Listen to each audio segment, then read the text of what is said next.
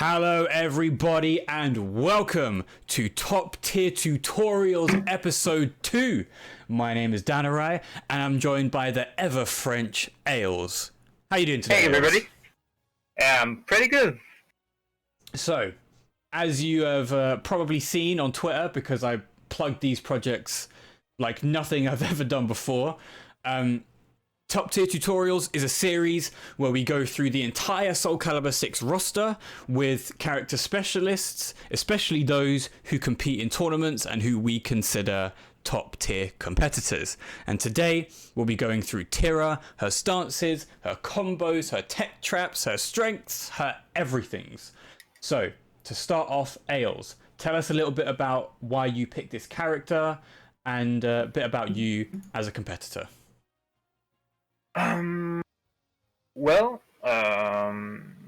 I started being competitive at Soulcalibur 6. At Soulcalibur in general, starting with the Soulcalibur 5.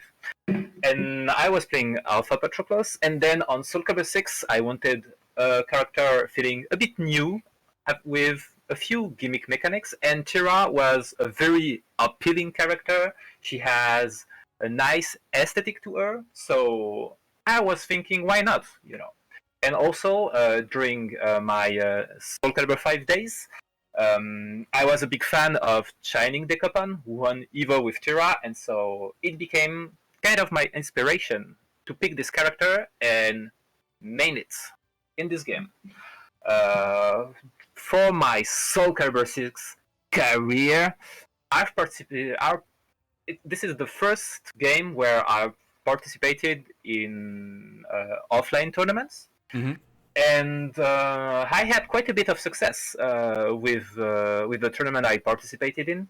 I became a really good French competitor that made a few placements at some tournaments, only picking Tira during the whole of season 1. And that became a bit of my mark, just this is your local Tira main. And so here I am. Here he is, Mr. Aelz himself. Well, that's a perfect introduction, and I hope all our viewers will welcome you to the stage of history today for this tutorial. So let's get into the overall design of Tira. Yeah. So, Tira is quite a special character. She's a bit crazy. She's cute, but crazy, kind of. And that's why she has two personalities, jolly and gloomy. And that sets her a bit apart from other characters, because you have two movesets included in a single character. But even more than that, she also is the only character that has RNG included in her gameplay, and it is paramount in the task of switching stances and getting the mood that you want. You have to pray your RNG gods. So you can first see that Tira at first glance can look like a gimmicky character with like strange mechanics that are perhaps not compatible with what you can think with like a normal fighting game. But in reality, while you could have expected a very gimmicky gameplay, Tira is quite a neutral, focused character. And the elements of her gameplay, her moods, and her RNG are more difficulty factors that you, as the Tira player, has to manage to really put the best of Tira, during your fight. So the character is challenging. The character is fun. The character is also pretty good and unpredictable in some ways. So all in all, the character is I like her so much. This is and that's why I'm playing her. She is indeed a very unique character. Probably, like you say, with the RNG, one of the most unique characters in the entire roster, let alone the entire series. Yeah. She's really flavorful in general. You know, even her lore, even like her look, like is quite unique. Even her weapon, you know, a big ring blade. How dumb is that? You know. So, and it makes her quite a unique character. That there are a lot of flavor in her, and yeah, that it's just so cool to play her well, you know. But yeah, overall, the character is quite focused about the neutral game, um, and you have to deal with her two moods. So we can do like a little quick peek into those two, and then we'll go probably like more in depth Of course. at the continuing the video. So Jolie basically is a bit defensive. She doesn't have very damaging tools, but she has pretty good range, pretty good pokes. She's quite annoying. It's not easy to approach her. And if RNG is on your side, you can sometimes cash in a lot of damage. Gloomy is the big scary big sister, and she pack a punch. She has incredible crushers. She has some of the best moves in the entire game. And basically, she's scary, she's mean, she will step on your foot and deals a lot of damage. So you have to carefully balance between getting as much as Gloomy as possible, but still managing to not get behind playing Jolly. And yeah, and with that you have a few tools. You don't have a stance game whatsoever. I mean, you have a few stance, but they are not like what you can expect of a usual stance game. Mm-hmm.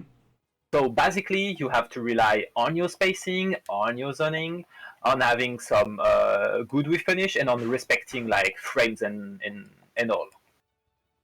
So just imagine you're playing Geralt, but it's fun. You know, this is what I feel about Tira. Like, Just imagine playing Geralt but fun. That's a perfect description if I've ever heard one. This is the casino version of Geralt with better high, with also worse lows, you know. But overall, yeah, she's cool. She's quite neutral focused, and if you like having a character with a bit of a gimmick into her, but still with a lot of flavor and like neutral focused, Tira might be the girl for you. Well, perfect. There you go. I think that was a brilliant introduction to Tira. But now we have to get into the meat of the tutorial. It's fine. I have to keep people coming back somehow, right? So Yes. We're gonna get into her strengths, her weaknesses, and her counterplay. So Aelz, take it away. Well, where to start? We can try looking at the individual strengths and weaknesses of a mood. I think it's quite important to go there first, to understand what you have to deal when you play Tira as a character. So, when I first talked about Jolie, I told you about like a few of her limitations.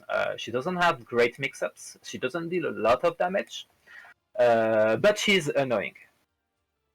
Well, this is true. So let's start with the weaknesses. Sure thing. In Jolie, usually, like the majority of the cast will outtrade you on launcher, on reads. So you cannot go really unga bunga with Jolie, just because usually you will not. If you take risks, you will lose in the end. You will not trade favorably if like there is if you are just as good as guessing as your opponent. But so this is something that you have to keep in mind. Also, because she has very few lows, or that they are slow and unsafe, it is quite difficult to mix up your opponents, like in the neutral, if they react well. So all in all, when a new player picks Tira, he will often, he will more than often like feel lost about what do I do with this character? What can I pilot it to victory? What are my win conditions? And this is something that sometimes is quite hard to see. You can really feel that Jolie can feel a bit underpowered against some characters, but the character has some really good strength if you are a good player. Like if you can condition, if you can play the fighting game well. While she has quite low damage, usually she is very good on counter hit. On counter hit, she has really nice rewards. She has also like if you can manage to fish for counter hit in Jolie, usually you will deal well. You will deal some good damage. You will put some pressures. And more often than not, you increases your chance to get into Gloomy. Mm-hmm. So this is one of the factors with Jolie. Sometimes it is very important, like to try to guess the timing of your opponent, and not to be too forceful in your offense. Like you try to catch him when you think he's gonna attack, and so you can land one of your very good countering moves. You have 4K, you have the very infamous 6BB, but I'll come back to that later. Very infamous is correct statement. And you have 4A, which is effective also on normal hit. You have quite the arsenal, but like those two moves, especially the 6B, is so essential to your gameplay that this is what you're gonna try to fish with, like to get the sweet counter hit. The character is also quite decent at whiff punishes when she has Meter or with Wild Rising B. Like if you can crush your opponent, Wild Rising B is like the best move of Jolie. It is quite damaging. You have a lot of chance to get into Gloomy. And getting into Gloomy, as you will soon realize, is a really important factor on playing Jolie. Your goal is to get to Gloomy, because even though you have some good counter hit, a decent keep-up game, Gloomy is your win condition, because she has a way higher power level. So, in Jolie, you have to play carefully, you have to fish for counter hit, you have to predict the whiffs of your opponent to try to increases your chance to get a whiff and your chance to get the sweet Gloomy switch. But overall, try to be as annoying as possible. Do not overextend, and you will kill the opponent with boredom. You know, he will be so annoyed he will just come to you, and you will get the sweet counter hit. Also, one of the most important part of Jolie is that she has a taunt. This taunt is unique in its genre because if you perform a taunt with Tira, you have a very high chance to switch from one of your persona to the other. And that means, while you're in Jolie, perhaps you don't have good approaching tools. Perhaps your aggression power is not that high, but if the opponent does not want to come close to you, or if you just want to back it up and just never come close, you can get an advantage. You can taunt and go into Gloomy. And this is extremely important because it means it is impossible for opponents that don't have a full map projectile to zone you without getting punished for it. It also helps you into getting those counter hits, because when you taunt with Jolly, people will try to approach you and interrupt you, and this is another opportunity to land a counter hit and get some damage. So Jolly is quite tricky. She doesn't play like a normal character just because you don't really want to aggress too much. You can get a bit funky, you can get the run K, which will sometimes grant you a mood switch. You have some lows. You have the infamous Jolly 1K when there is a bad connection. Everybody loves Jolly 1K, but yeah, everybody just don't loves do it 1K. offline, please. Just keep it as a lag low.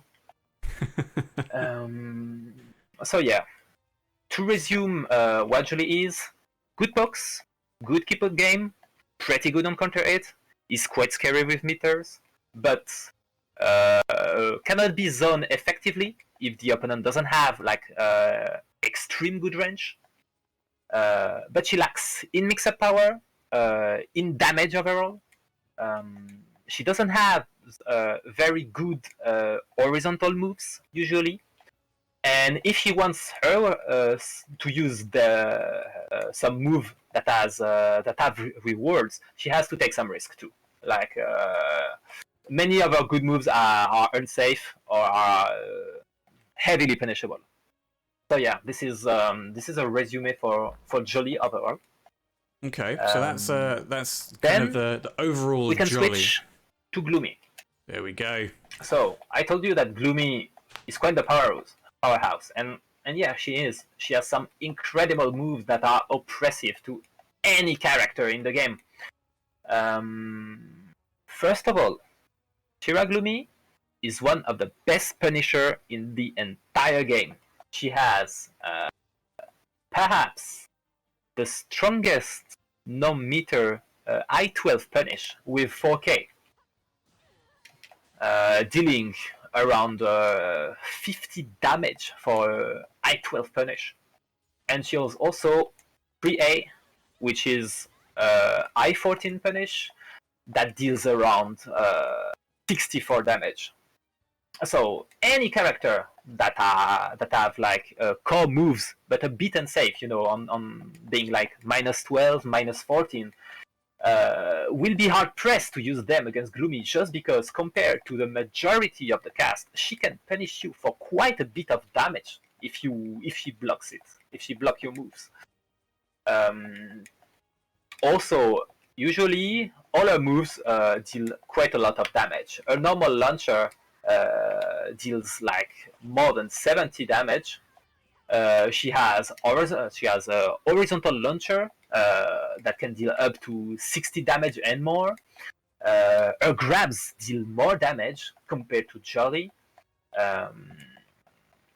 And yeah, usually Gloomy she's the one that will deal damage, that can really snowball the game extremely quick.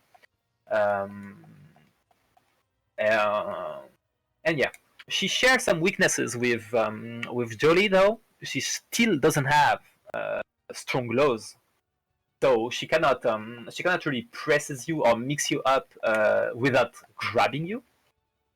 A ring out game and a wall splat game is a bit more difficult to do compared to Jolly, with the exception of 3A. Like Gloomy has a very bad forward ring out. She has a very bad forward wall splat potential, but on her right, and only on her right, she has 3A, which basically serves as a ring out game and as a wall splat game. So yeah, when you fight Gloomy, and when more specifically, when you play in Gloomy, you have to realize that you are a bit like Zasalamel. You don't have strong glows, but you put a lot of pressure on the opponent because you have some tools that are just extremely oppressive. And like the first one being 3A, which is I-14. It is mid-horizontal. You can counter it, confirm the move. It is tech crouch. Like this move has some insane properties, and so when you are at close range, any opponent has to respect this option, because if they get caught stepping, if they get caught trying to do an attack, and you interrupt them with 3A, you can confirm extremely easily into 64 damage and a good knockdown. So basically, you can make an opponent freeze quite effectively with Gloomy, just because you have 3A.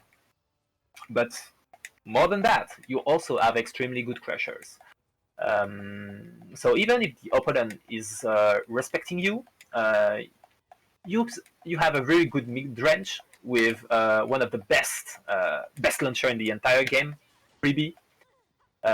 It is fast, it goes very far away, it's a good whip punish, it's a good crusher.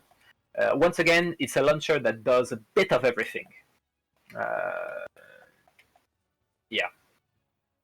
What can I say a bit more? Anything relating to her Gloomy has some drawbacks, however, because like you can hear that Jolly is not as good as Gloomy. So what's the point of staying in Jolly? You want to stay in Gloomy like most of the time. Well, it is almost always true. Like if you could stay in Gloomy forever, it will be the best, just because Gloomy is that strong. The problem is Gloomy has some power limiters, I would say. First, she does not get as much soul meter as the other character in the game.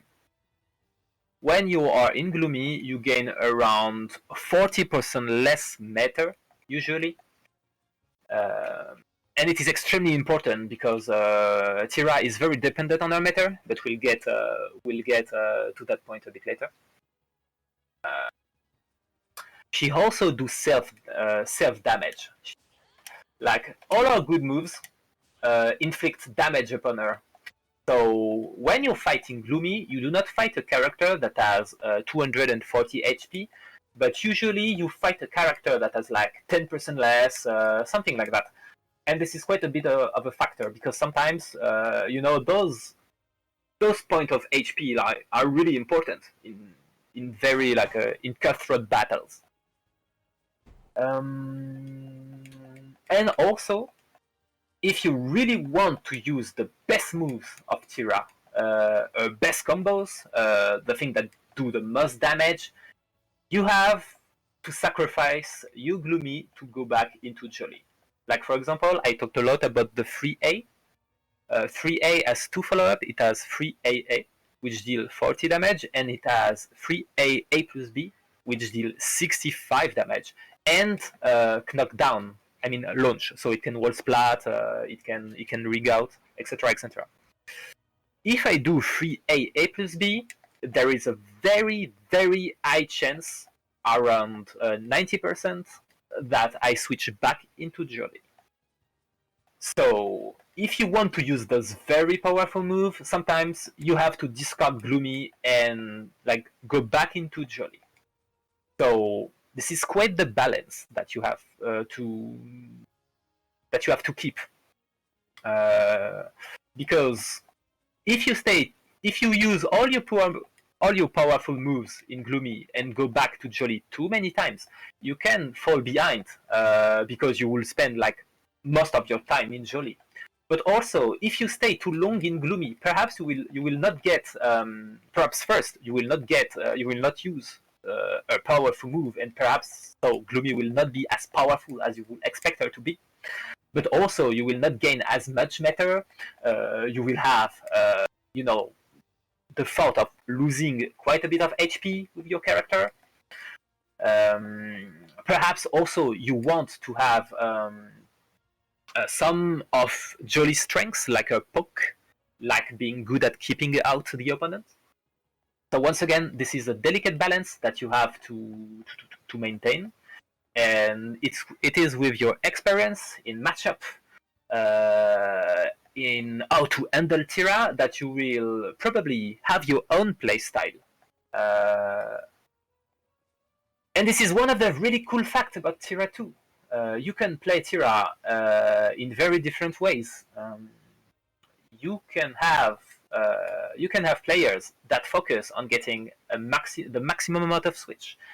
You have players that like being jolly and like stay careful in general, and go for the minimum amount of switch possible to like keep gloomy, keep jolly, etc., just to stay consistent in their gameplay. And yeah, this make the character quite adaptable in our gameplay, and this is one of our cool factor. So if you want to give us a quick sum up of jolly and gloomy, and their very quick individual strengths and weaknesses, wrap it up in a nice, neat little present. Yeah, jolly, I went to her strength and weakness already, so let's go to gloomy. Gloomy has very good speed to damage ratio. She has some of the best moves in the game to control the close range and also to whiff punish with 3A and 3B. She has high damage. She has really good range, and yeah, she's quite scary. In weaknesses, she is a bit unsafe. She has some limitation to her, like I said before, with the HP loss, with the soul gauge loss. And she does not have great loss. So once again, you have to rely on grab to get your mix-up going. And that's pretty much it for Gloomy. Perfect. So there you go. That's the lowdown on Jolly and Gloomy. But we're not over yet. We've still got a fair few sections to go through. The next one will be her combos, her tech traps, and her frame traps. So I believe, Aelz, you're going to be consulting the guide to Tira. Document. Yeah, there's a very good guide about Tira made by Mikosu. I think right now it's one of the best. It's the best one to have like nice details about some of the individual moves of Tira. And so yeah, it helps for this episodes. Sure. Then when you're ready, take it away. So first it will be her combos, and then we'll move on to her tech traps and frame traps. Yeah. Just Dan, feel free to stop me and just sometimes like refocus me on the discussion if I get a bit lost on what to say, or if I like because as you can like in the playstyle and strength and weakness parts, there's quite a lot to say, so I can get a bit messy. So feel free to sometimes just refocus me if you feel like it's getting a bit too long. All right.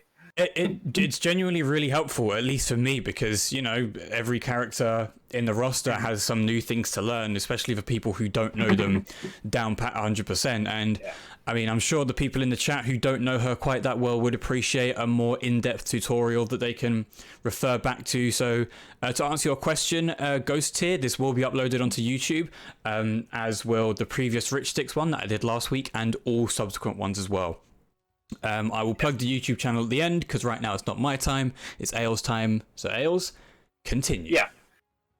Okay, just before getting into combos, one part that I didn't have like the time to say is that Tira also has a mood called Gloomy Coda, and it is very important to the character. One of the best incentive to switch the maximum amount of time between her personalities is that if she switches in total 9 times, her gloomy side gets a buff. It's called the Gloomy Coda. It is a buff that she keeps for the entirety of the game, and what it does is she has access to her soul charge move in Gloomy permanently. So you have quite the reward to go into this way. And Tira is extremely strong when she reaches Coda, and any players can attest that playing against Gloomy in Coda is a pain in the ass. Like this is this is something that nobody likes fighting against, just because Gloomy is already strong, and having Coda just pressure up even further into upness territory. So for the combos,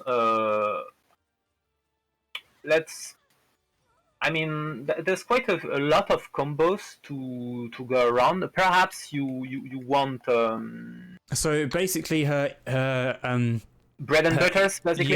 Yeah. Basically, her B&Bs, and then maybe one or two of the hardest combos, and then anything that you feel like needs to be mentioned. Because while this is a tutorial to help people who may want to learn to play the character, it's also basically a counterplay tutorial. So what are the combos that you want to try to avoid when you're fighting Tira? What are the things that you can do to stop her getting you in certain combos? Anything that you think may be relevant to this character.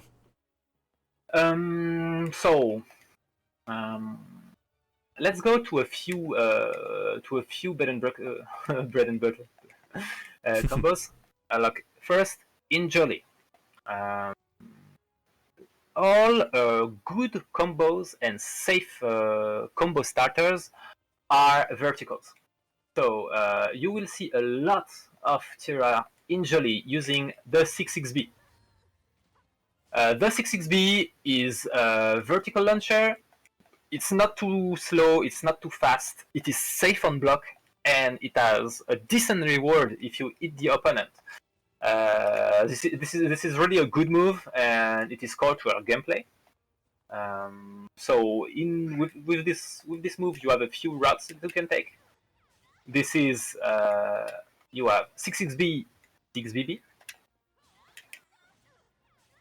Decent Oki, decent damage. You have 6-6B, 4-4BA for the maximum amount of damage and meta gain. And then you have 6-6B, 4A plus B into 4K if you want to play the casino. You gain good meta, and you get a chance to switch into Gloomy for additional damage.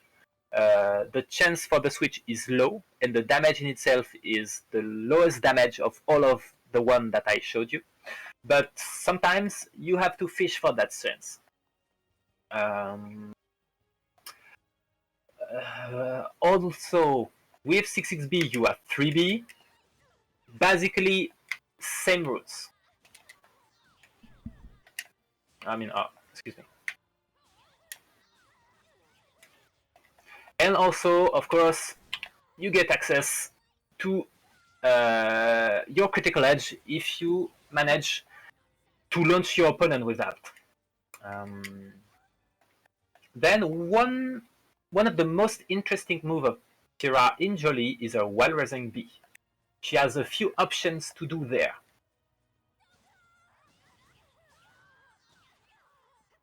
You have Wall Raising B, Updraft K. Wall Raising B, Updraft K is like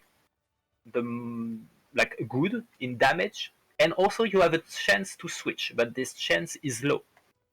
Then you have the B option. You have Wall Raising B, Updraft B. It is the most amount of damage.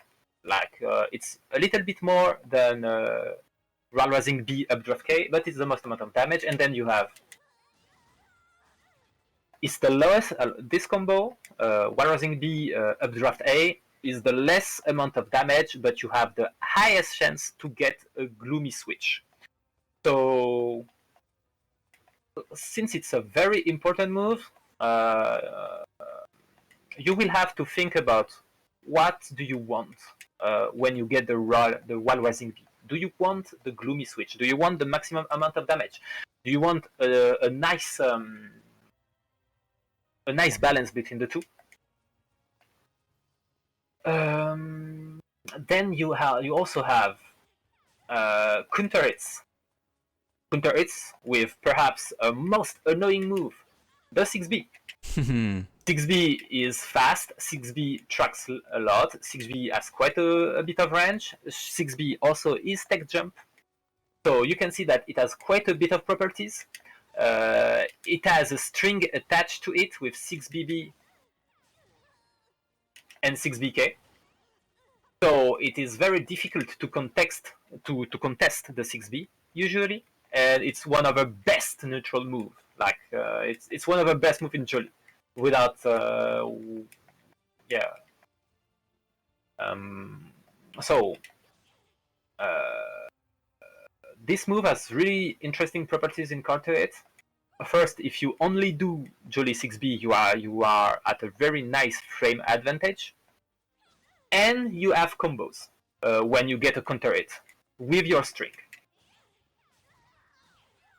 You have 6BB, 4K, which deal quite a lot of damage and get you a chance to get into Gloomy.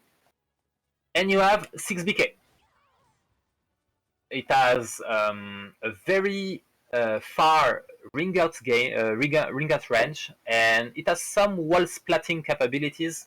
But you have, like, if you're close to a wall, do not expect to have a combo. It's only when the opponent get a far away wall splat that you will get a combo. But for ring outs, it's very good. It's very good. The deal with this move is that you cannot hit confirm. So you have to commit to one of your option, or to not commit at all and just do Jolly 6B. Mastering this string and watching what annoys your opponent the most will be very important. One could argue that 6B on its own is just as annoying as any of the 6B strings.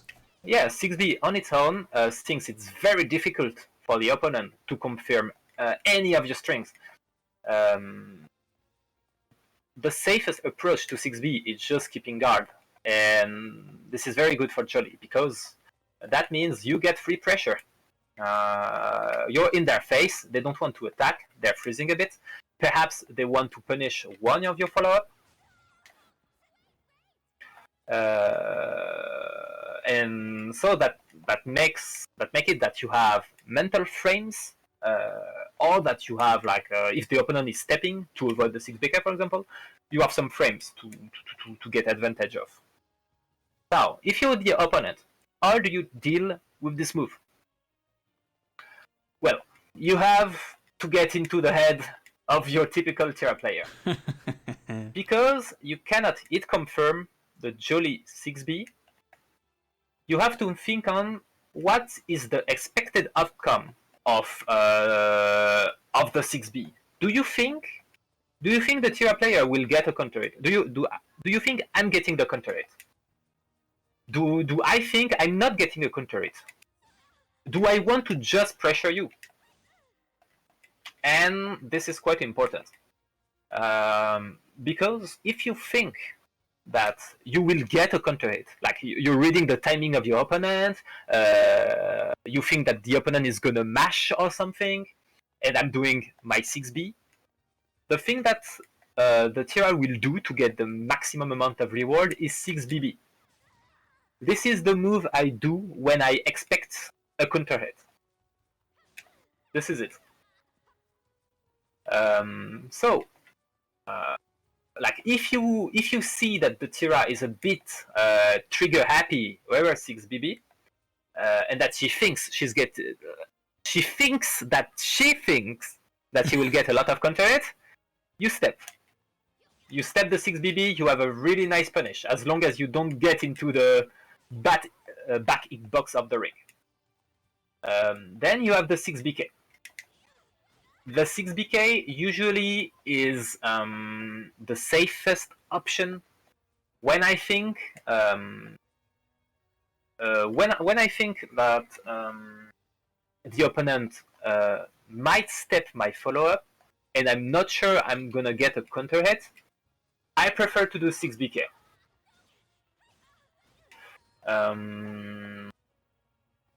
And when I want to pressure my opponent and just shake him or just poke him for a few damage, like to finish him up, I will do 6B. There's a very important thing that you can learn to really to make that putting one of the follow-up is dangerous for Tira. I will show it to you real quick. Mm-hmm.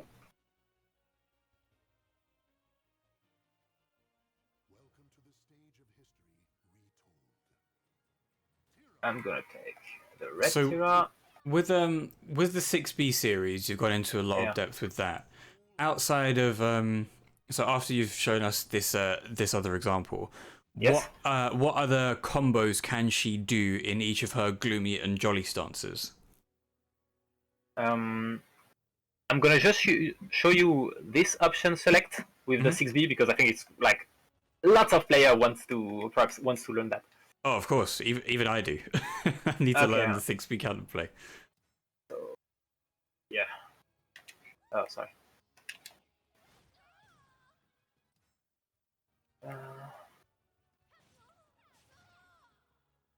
Okay. Second. And then we'll do.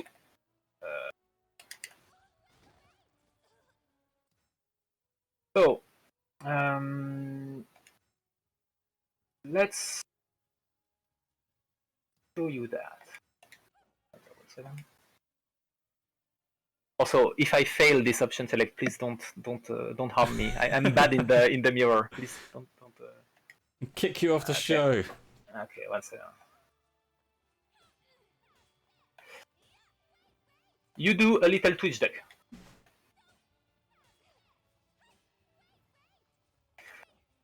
You do a little Twitch deck.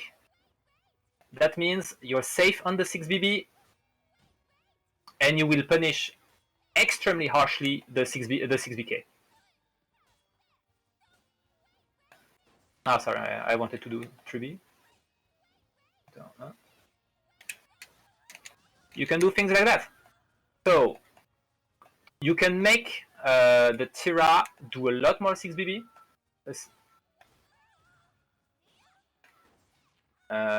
And this is good for you, usually. Well, except if, of course, the follow-up tracks, Yeah, of course. But usually, totally reasonable. this is quite safe. This is quite safe because you will not get stolen by one of our follow-up. So basically, the trick is to Twitch Duck on 6B, because if you get 6BB, you will duck. You'll block the 6BB. But if she does 6BK and you've Twitch ducked, you can punish pretty harshly. Do you know the frame gap between 6BK whiffing and recovery? If not, it's no big deal. I don't think.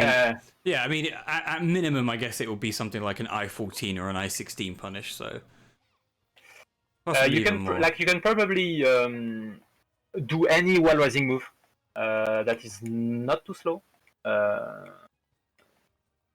If you want to commit to wall rising option without doing the option select, you can stuff like anything, like any move.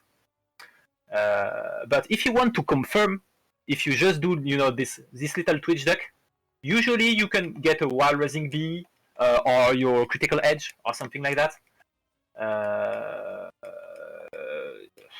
It will depend on your reaction time and on how you are at ease with confirming like the little thing. Mm-hmm. So yeah, that's the 6B. So you want to fight Jolly. You want to counter her. It is pretty good to step her because, as you can see, all of her good moves are verticals. The thing, though, just let me show me that for a little moment. No. There are some characters that are quite unlucky. Yes. As you can see, 6B has some nice properties and will often catch step. But still, it is good to do so. It is good to step against Jolly in general because her other moves, her horizontals are often very unsafe and are not that rewarding. You have the 6/6 AA, which is very good. but it's extremely unsafe. You have the 4A, which is probably a best horizontal, I would say, in my opinion, just because it gives you a chance to get incredible amount of damage if you're lucky. But it is unsafe. It is -14. You have the 6A string. 6A string is okay. It deals decent damage, but it only combos on counter it. And the 6AA is unsafe too. And there is 2-2A. 2-2A is very good. It's one of the best moves. But it is a bit slow. She has to be in 8-way run. So usually, you want to counter Jolie. Try to fish for step punish. Of course do not step at -6 or at a big frame disadvantage, just because she can still cut you. She can cut you with the 4A. It will deal a lot of damage if it's lucky. Like it's like this deal a lot of damage. It deals a lot of damage. So Aelz, so yeah. 6B isn't RE safe, right? The thing with 6B is that you have to guess. 1 second. Like if the opponent, if I do 6BK and you release your reversal edge immediately, you lose to my follow-up. If I do only 6B and you hold to avoid getting punished by the 6BK, I can step it. So this is quite difficult. Even the reversal edge will not help you too much in this situation. You still have to take a guess.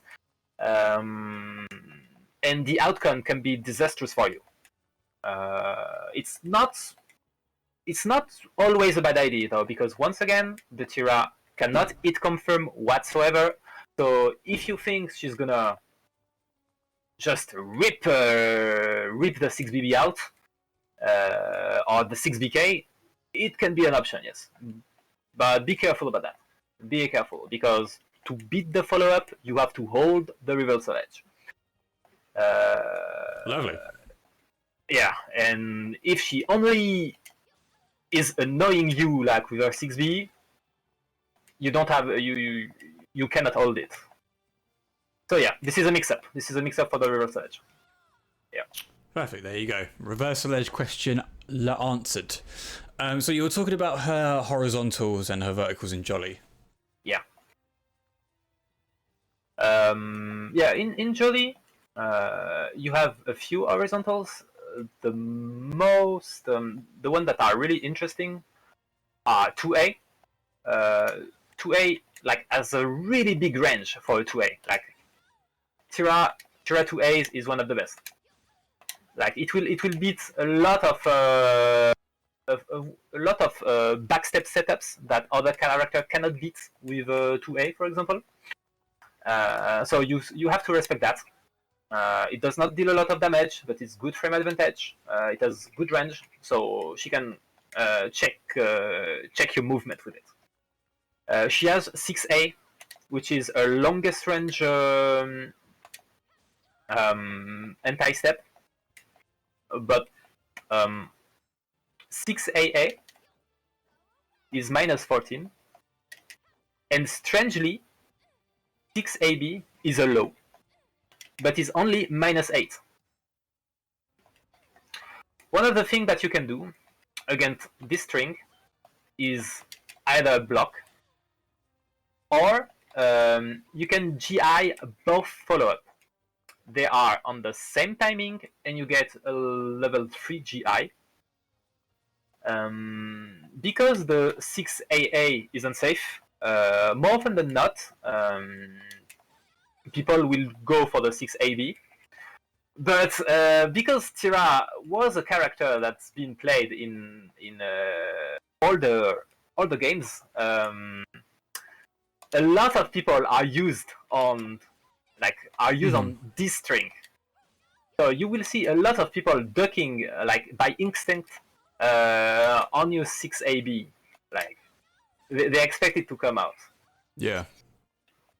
And so you have to see how the opponent reacts on your 6A string. But if you have good reaction, you can GI both follow-ups on reaction. I mean, Kill can do it. I cannot do it myself. But this is something you can. So in that sense, it's kind of similar to Zast's 6A and 6AA and 6AB series. Yeah. It is very close to Zas, but the thing is, while it doesn't have a low, your option is unsafe. Like this is minus 14,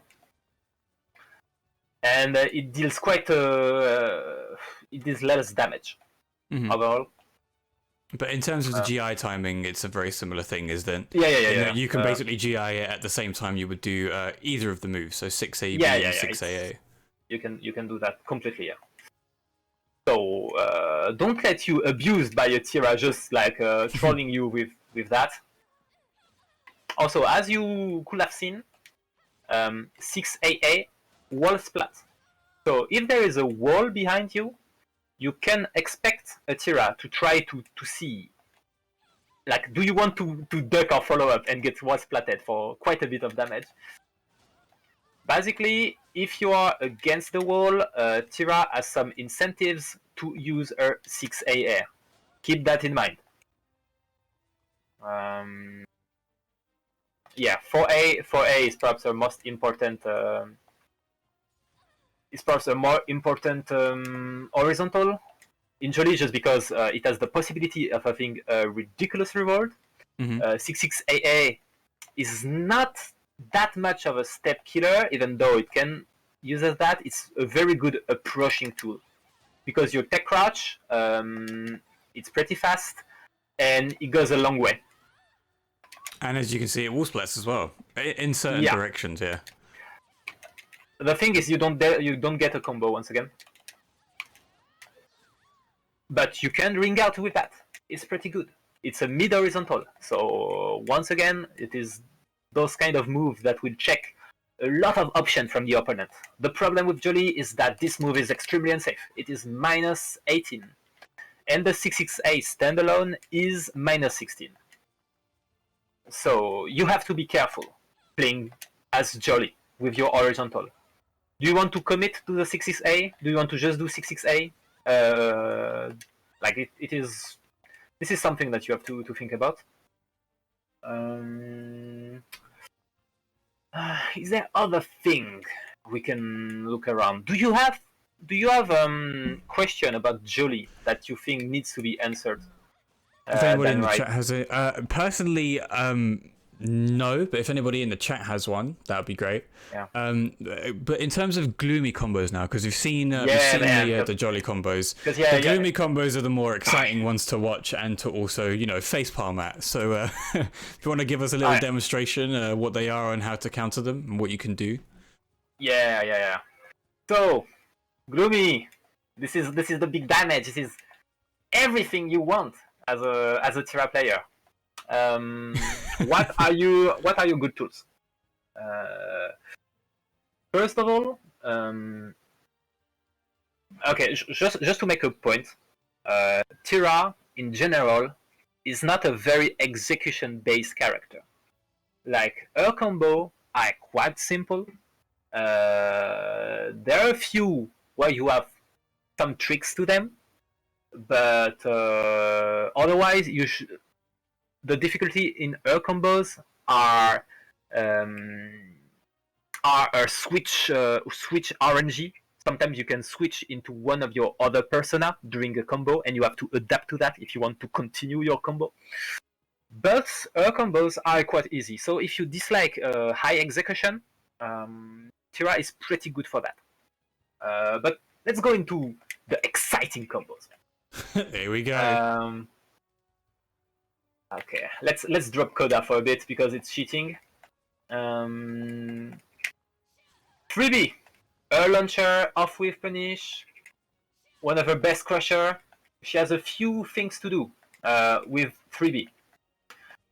You have the good damage, good Oki, no self-damage, and no chance to switch route, which is 3B 66k.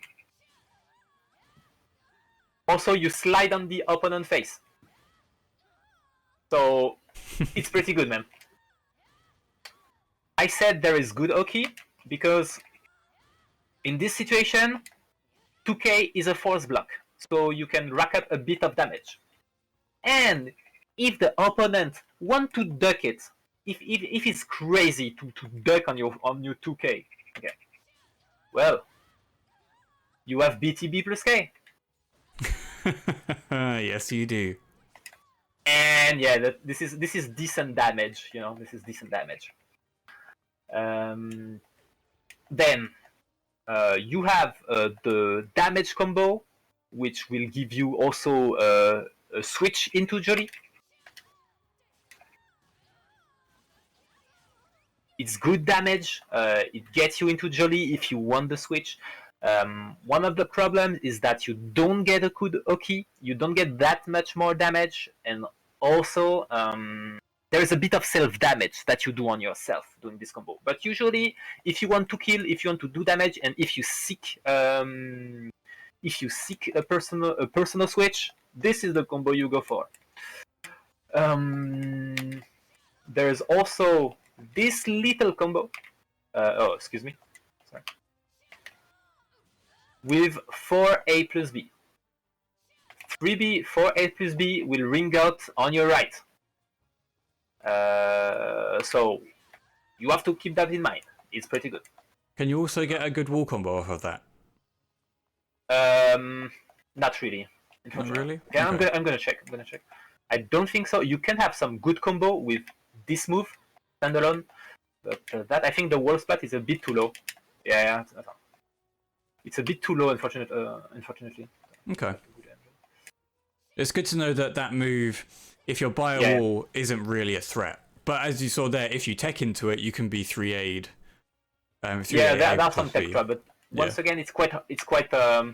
You don't really want to go for the wall splat on the the launcher, just because you have other combos that just deal so much more damage. Of course, and we get to tech traps in a bit anyway, so we'll go over those. Other essential combos, 4A. Once again, you have a slide. It's really good. It's a high horizontal I-20 with really good tech crutches frames. It is safe on block, and it deals quite a lot of damage. If you are not a lazy guy like myself, you can also go for that. Oh, no, it does not come up. What the fuck? Yeah, okay. But you have to confirm that immediately. It's a bit more damage. You can also combo with what's the critical input edge. for that one? It is 4-4-B charge. There you go. Some 4-4 other charge. important combo too, with 2A plus B. 2A plus B normal 8, you have 6-6B. 2A plus B counter 8, it's just like you did, it's just like 3B. You can do the same combos.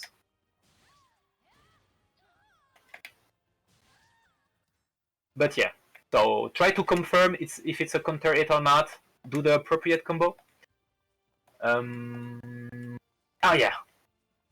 6-6k. 6-6k is an incredible move. It has good range, it is I-20, it is a mid-vertical, it is only -10, so only a few characters can finish that.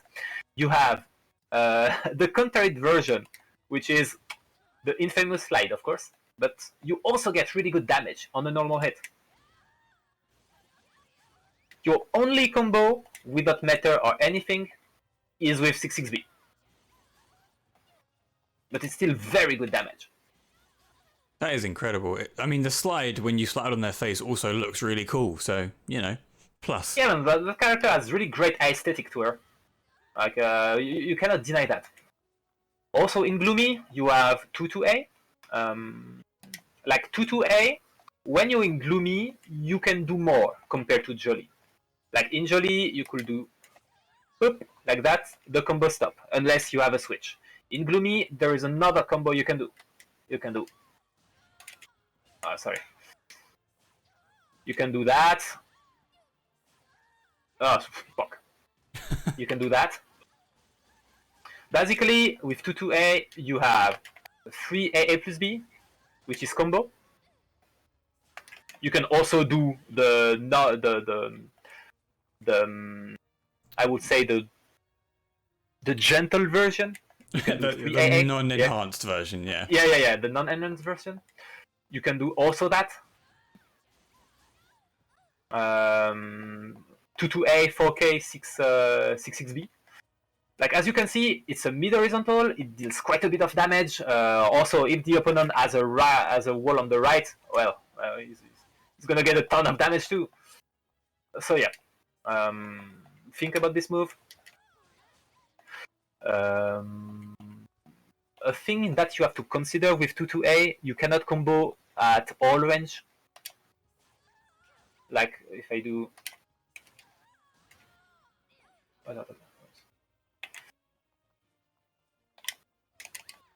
Yeah.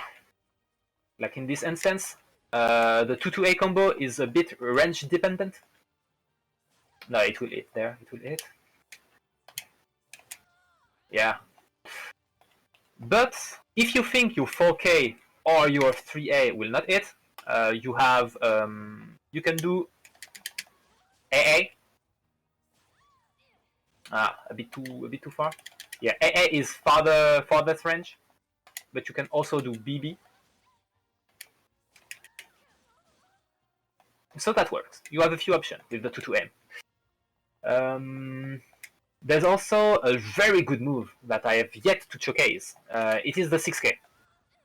I-16, very early tech crutch frames. It's a high vertical, so you know you can step it, you can duck it, but it has really good frames on block. It's only -2. You have combos with it. In Jolly, you have 6K 6-6B or 6K 4-4B, and in Gloomy you have 6K into 6B. You can combo with 6K 6-6B. The thing is, it is inconsistent at some range and on some character, so sometimes your 6-6B will whiff completely. So usually I prefer the safer route with the 6B. It gives a pretty good hockey. It's quite good. A move that you have to think about. What other combo can you have? Just thinking real quick about. And then after you've had a little think about those combos, if we could move on to tech traps and frame traps, because I know she does have a few really good ones. Yeah. I think it is quite important to talk about her lethal hit combos, because this is where there will be a bit of this is where things get fun, you know. Tira doesn't have many incredible combos, but her lethal hits, they're pretty great. They're pretty great. You have a few of them that are really cool to do, like this one, for example. Okay. Oh, I'm in the wrong mood. Okay.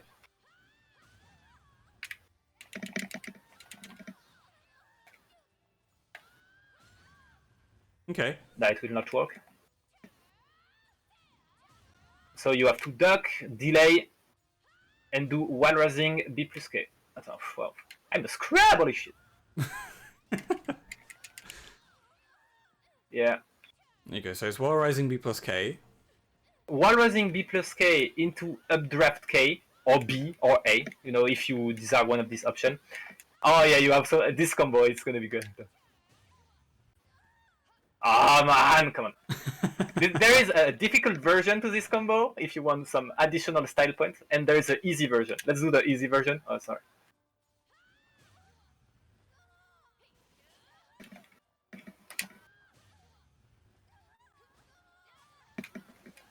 Oh yeah, that's a good one. Okay, that's the good one. You can also do some crazy thing like that, depending on some characters.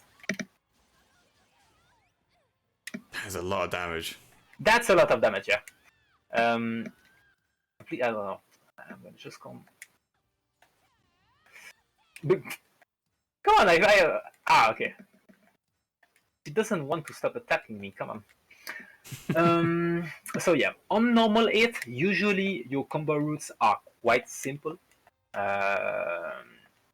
But your little hit adds a bit of funkiness, and it is where things can get interesting. One of the mechanics of Tira in general is that when you come back into Jolly, your first attack, some of your attacks, if this is the first one you do, will little hit the opponent. You have 6-6B, and you have 6-6A plus B. 6-6B is a really good little hit. You have a few routes to do, and some of them are really fun. And what's the condition on 6-6B lethal hit?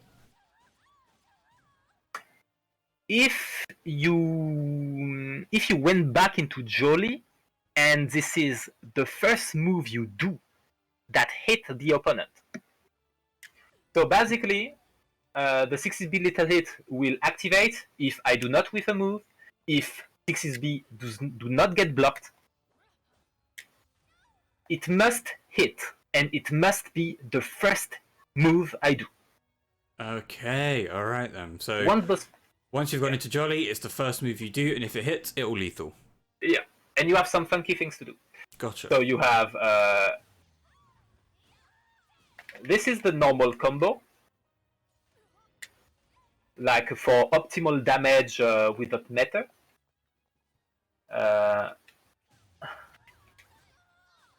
Just without the B, like the combo, the whole combo that I showed you was with 4B plus K B hold. You can also do the non-hold version to have further ring out range, wall splat range, which can be extremely relevant. So do not hold, do not hold the combo.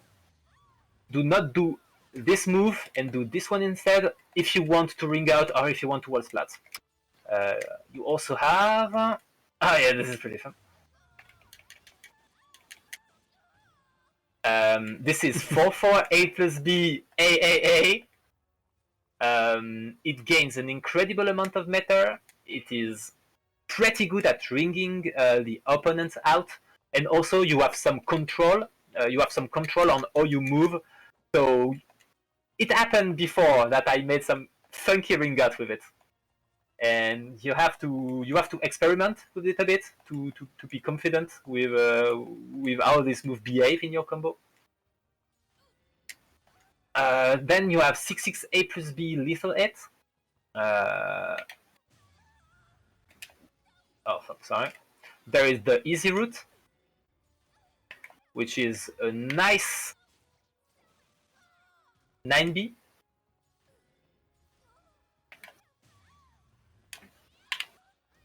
You have the critical edge route. That combo is so cool to watch. Yeah, it's cool. And then you have the harder routes that are more inconsistent. Fuck.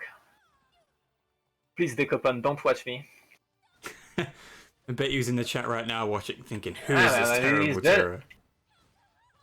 Oh yeah, I didn't hit her at the right time, so it did not relaunch.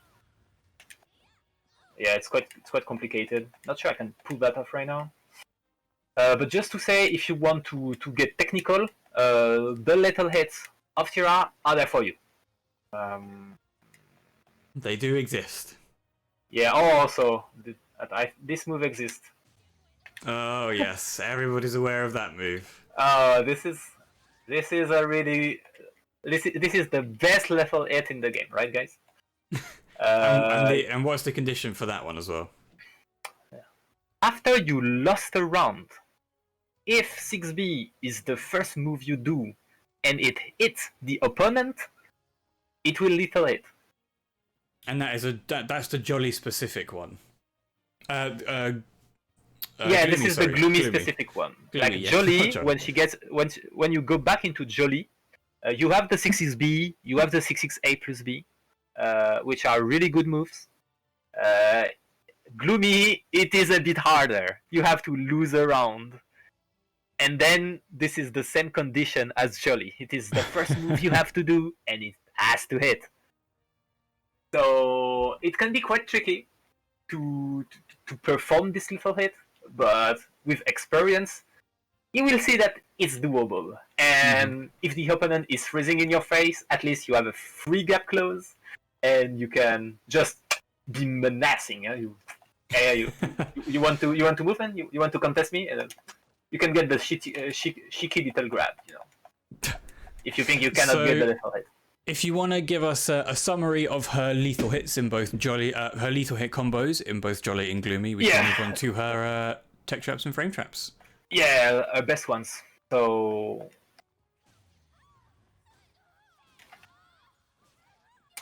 6-6B, 4B plus K, B old into 2A plus B. This is like the bread and butter. It does a lot of damage. It's really good. Then I think this is the second best combo you can do. This is a meta combo, and it is one of the most important part of Tira, basically, because I did not go very well into like a meta conception. But let's go just real quick into some other combos that include metas.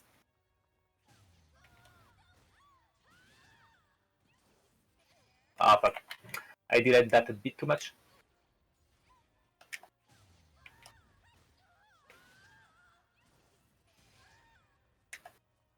This is 6-6B lethal hit, 4B plus K B old, into delay soul attack. It is the maximum amount of damage you get into soul charge. You get a free mood switch. It's incredible. It is incredible, and if you have meta and you do the 6-6B lethal hit, yeah, literally go for it. It's really good. Mm-hmm. Excuse me. But also, yeah. Don't forget, like, their soul attack in general is incredible. You can stuff the soul attack in like most of the launcher. You can also do it when they are helpless on the ground, like after while raising, like after updraft K. Like this is one of your opportunity to put your soul attack.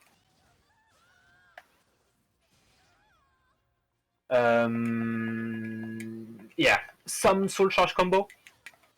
In gloomy soul charge, you have the 3BB. Combo is a bit different. You can do that. You can do that.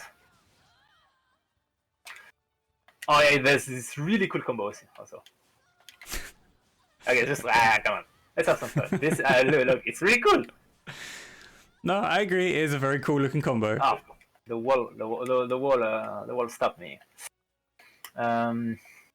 You can also do some. You can also do stylish but non-optimal combos. Oh yeah. That's the good stuff right there. You know, the you can see RNG that. of Tira coming out in full force. Yeah, you can see like when she has no meta and when she does not have access to a lethal hit, Tira is quite linear in general. Mm-hmm. But when you have your lethal hit, when you have meta in general, this is where things get interesting. Can I go into a few other soul charge moves that I think are really important to showcase? Yeah, go on then. Yeah. In Jolly, real quick, the most important move that you have to care about is probably our 6-6 AAA. It is combo in on counter hit. It will not combo if it's just a normal hit. The third hit will go on block. As a Tira player, there are a few routes to do with this combo, and it's quite interesting. First, you have the normal route. Oh fuck!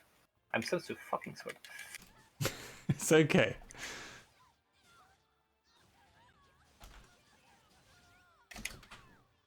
Basically, you do 6-6 AAA, you do 6-6 BB for the relaunch, you press G to turn back and do a swift 4K, and then if there is an additional switch, you can continue the combo. Like, let's show that again.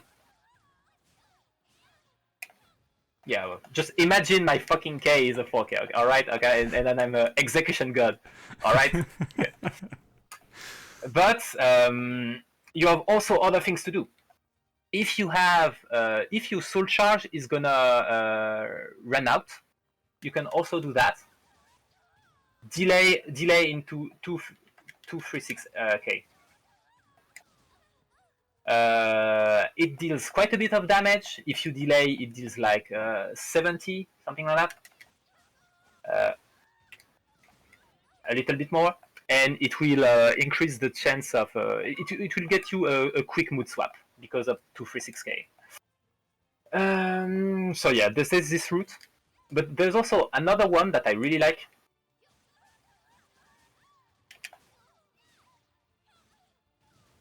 Okay, instead of trying to turn back with 4K during like the normal route, you do either a 2A, a K, or a A. One of your I-12 move, basically. The opponent enter in a situation where a few moves are force block, and one of them is 236K. So you get a really good situation at this exact moment. Also, you can have some switch, but it's also very good for you.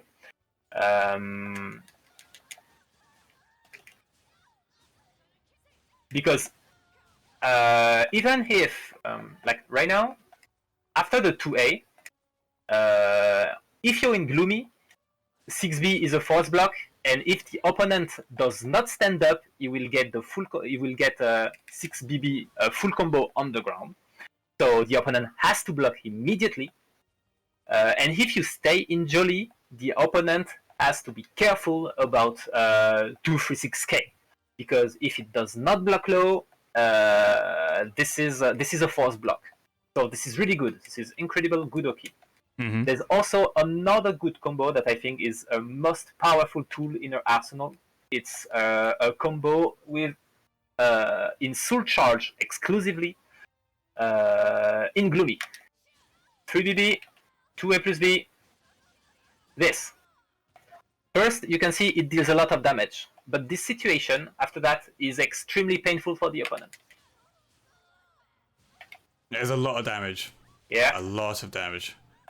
236K is basically a force block, so I can mix you up very easily in this situation. And if you want to duck, I can 3B launcher you face and deals a lot of damage. Like, the situation is absolutely atrocious, and you can loop your opponent into situation where they get a lot of damage, and you accumulate your mood switch. And this is why, in general, that meta is extremely important for Tira, because this is the time where she can snowball out of control and like have a maximum amount of mood switch while dealing an incredible amount of damage. So basically, you do not sacrifice your damage potential, and you still get the switch to scale into the late game to get your Gloomy Coda form. So yeah, this is all of this is pretty good. Right. All of those combos. Make sure you've been taking notes, but if you haven't, don't worry, because this will be saved as a VOD on my channel for however long Twitch allows it, but I'll also be downloading the video, editing it, and putting it up on YouTube as well. I won't be doing too much editing to the YouTube videos, just to say, because I want them to run freely as they were streamed, because I feel like it's much more natural that way, and it's not like it's an edited video anyway. Yeah. So, moving on from the combos, if we can move into the tech traps and the frame traps section of Tira's moveset. Oh yeah. Just to be precise about combos and stuff, there are a lot of resources that goes really in depth into all the combo of Tira.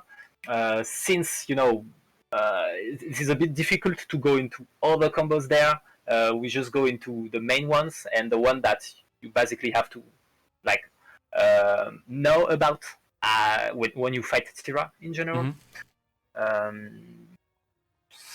So yeah, perhaps we'll not go in like on other combos, but there is resources that you'll be able to get access to. Yeah, I've put the Tira guide in the chat. I'll also Yeah. post it in the chat at the end as well, so people who want it can have a little look at it as well.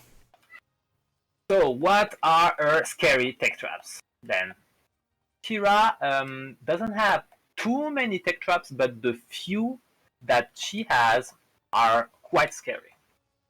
A most important one is after 6B on counter hit. Or 6AB on counter hit. Usually this is the more common situation. You got caught doing a step with 6AB and you're now on the ground. The situation is quite complicated for you because there are death traps and there are tech traps. Let's get a little look into it. What you didn't take? It's random. Oh man, the disappointment. Oh come on. Okay. It was okay, so okay. close to being flawless, Aelz. Okay, I got it.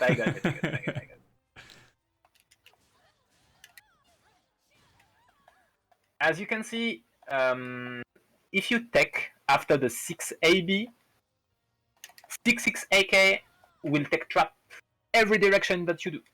It takes trap all sides for around 40 damage. So it's a big increase in damage. I go from like 50 damage with the 6AB, a bit, full charge, so probably like 65 damage, into like 90 territories. Sorry. Okay, there's also this combo.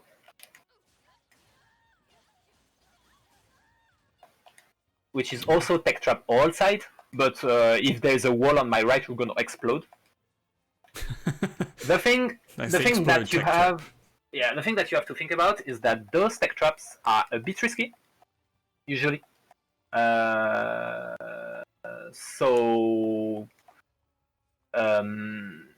The safest tech trap is basically just doing 668. Just doing 668.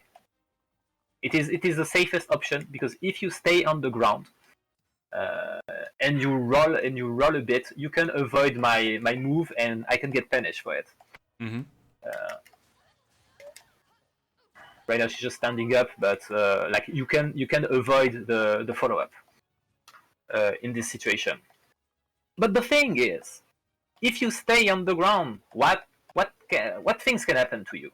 There's a few things. I'm gonna kill you is a move that will catch you if you stay on the ground. It's normal version 2. 6v2.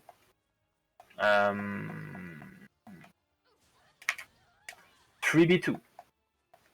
So I can rack up a bit of damage if you stay on the ground, and usually if you want to avoid getting the maximum amount of damage possible, it is safer to stay on the ground. But my recommendation is to vary between teching and not teching to try to get a punish. Because if you tech on the right, please tech on the right. This is really important.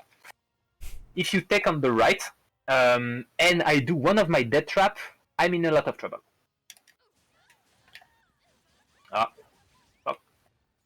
Doesn't want to. Oh, 1 second. Oh, sorry. Trading mode Tira seems to be caught. Yeah. It seems to catch Tira a little bit, but you can block. 1 second. Yeah, for example, with this move, or if I do you can avoid this move.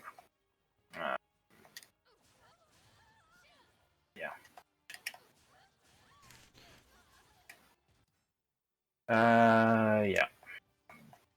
Okay, so it seems like against Tira, it may sometimes catch depending on how quickly or slowly you do your tech, but generally you want to be teching to your right and to your opponent's left.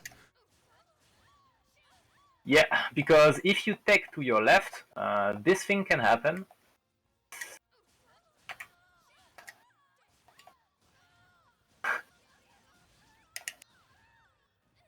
Yeah, like taking on your left against Gloomy usually is a bad idea. Against Gloomy, take on your right and step on your right. This is you will avoid quite a few things. You will avoid the scandalous tracking of 3B. You will avoid the half horizontal move that is 6B also.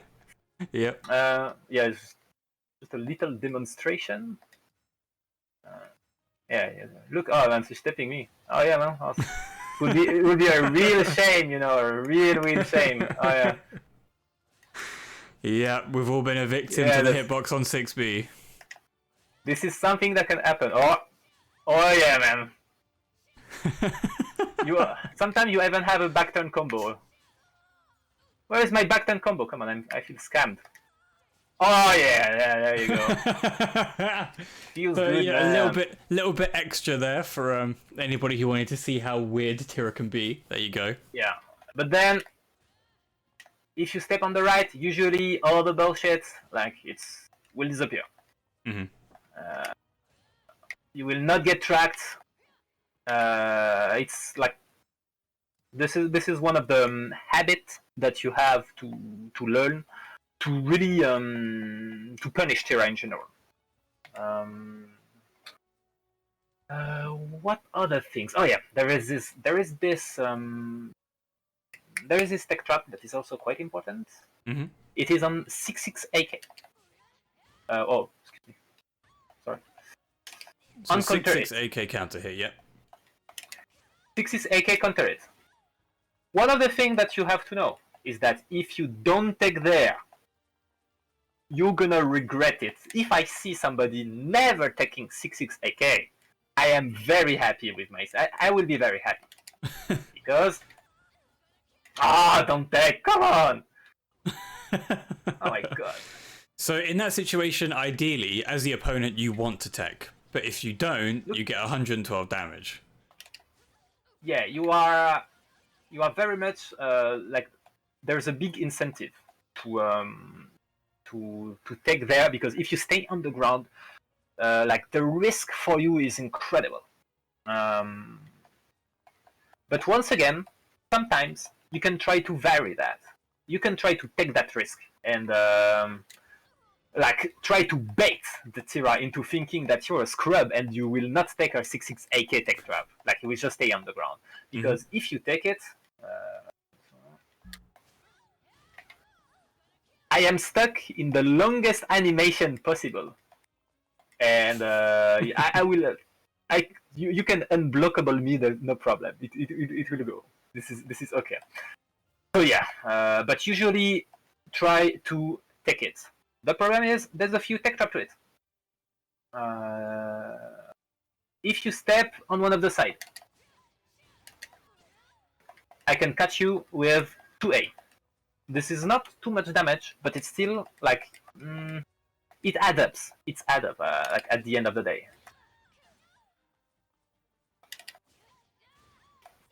It doesn't work. You can also recombo that into itself, but it will not go into counter it. Oh yeah, I know what I need to do. Just excuse me 1 second. So it's somewhat very similar to 2B's 8-way run A plus B, the horizontal mid. If you tech, you can be hit if you side tech by the same move over and over again, unless you stop teching or stay on the ground. Yeah. Basically, if you want to tech, there is this risk of getting 66A. However, you can also tech back tech. Back tech is usually the safest bet there. One second. Please stop attacking me, Tira. Because it will avoid the 2A. It will avoid all the dead traps. However, there is a single move that will catch you. It is Walrusing K. So once again, there's a little mix-up when you get hit by this move. When you get hit by the 6/6 AK on counter hit, you have to play this little mid game. Usually, I would say take on the side or take back, because you will avoid getting destroyed by 6/6 A plus B. Taking on the side is usually the safest bet because you only risk getting hit by a 2A. And Walrusing K in Tech Trap is quite damaging. Like, it's quite a bit of damage. Like, it hurts. Like, I nearly got 90 damage on this Tech Trap. That's a pretty good bit of damage for 3 moves. Yeah. And like, it comes from a horizontal mid that is I-16. So, like, if you guess wrong against Tira, and if he catch you repeatedly, she can really snowball the game out of control. Other more niche tech trap that I have to think about. If not, there's we could talk about her frame traps, which I am not that all too familiar with. I mean, that is a disgusting trap in and of itself. This is disgusting, but also there is no incentive to ever take. Okay, you wake up calmly and firmly, and you press your G button. All right. Can we just show that again for the audience, please, so we're aware? Yeah. I'm gonna slice you. Also, I don't think it caught left tech.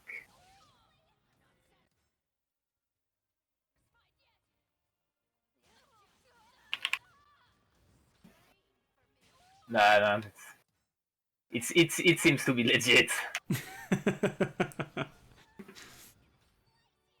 Yeah. There you go. So Taking on the right usually will avoid you a lot of troubles. But as you can see, there's a few tech traps that are not too legit.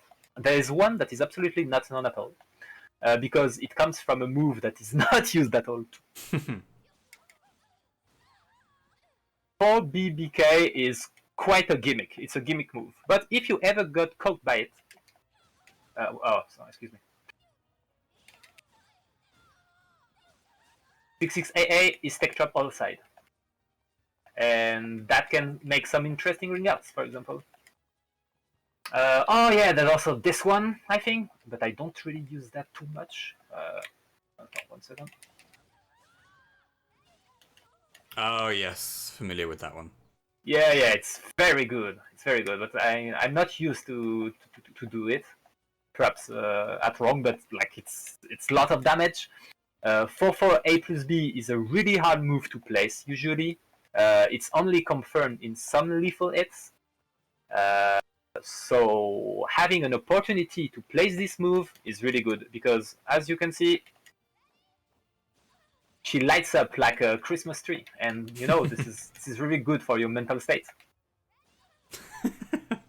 And she lights up because this move gives her a lot of meter. Actually, a lot of meter, yeah. Yeah. Like around 30%. Aelz, if you could give us a quick sum up of her tech traps so we can then move on to the frame traps. Tech traps, basically, what you have to be careful of, the situation after 6B in Gloomy Side, and the situation after counter 8 with 6/6 AK. Those are her two main tech traps. And also don't take on the left when there's a trigger happy Tira that want to CE you after 3 AA plus B. Okay, this should not happen to you. If this happened to you, you are responsible for your sins. All right. Fair enough. Thinking if there are others right now, but I don't have that in mind. Probably you will find all your tech trap dreams into like the Tira document. Yeah. Okay, frame traps. Man, this is not really a good part because Tira doesn't have a lot of frame traps. She has a few. She has a few that you have to think about. I mean, most of them, having more than one is always something for an opponent to think about. Yeah. First of all, there is this move that you should know about, because if you don't know what it is, you're gonna get caught, and the Tira will shamelessly exploit your lack of knowledge on this. It is the 4A plus B. 4A plus B looks like a really normal attack. It is +2 on block. So do not get too eager after that, because you can encounter some problems, some damaging problems. Yeah. Then there's the A plus B. Okay, it is +4. Okay. I think I know what's happening there. Okay. She's in Guard Crush, yeah. Okay, it is +4. It is decent. Standard A plus B. In Jolly, there is her A plus B, which is slower, but it is +6. That means if you try to step after her A plus B, some of her good step killers will get you. So her +6 situation is a respectable one that you have to be careful of, because if you try to be too cheeky, if you want to step, if you want to do things, things can go south really quick.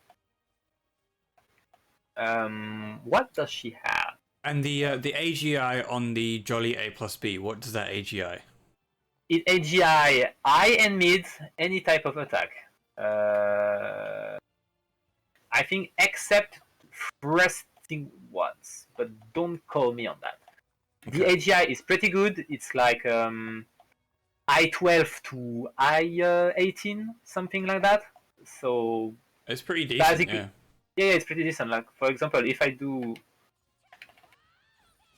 like, if the opponent want to contest with another AA, for example, after my A plus B, well, it will not work out. The AGI is pretty good. It's not too easy, like, to mentally place it as Tira, because you have other options that are more interesting. But it's a nice safety to have on your A plus B. It's really, it can catch people by surprise by a lot, actually. And yeah, A plus B in general is a very good move for Tira. But the thing is, that's pretty much it about moves that are plus on block.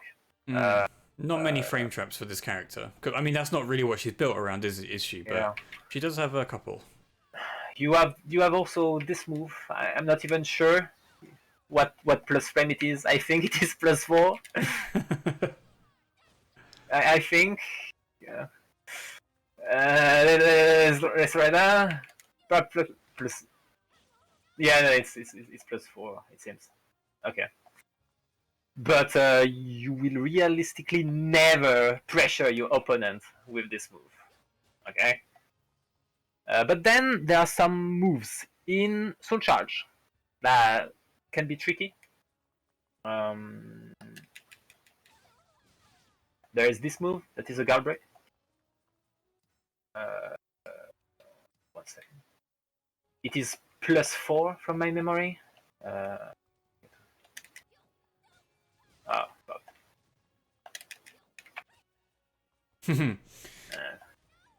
Just trying to get the last little hit, but I don't think I can. Training stance is there you go.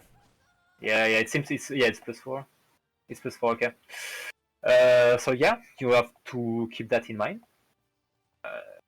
One thing that is very specific for Tira is, and one of her most unique traits, is that she has an anti-trade move.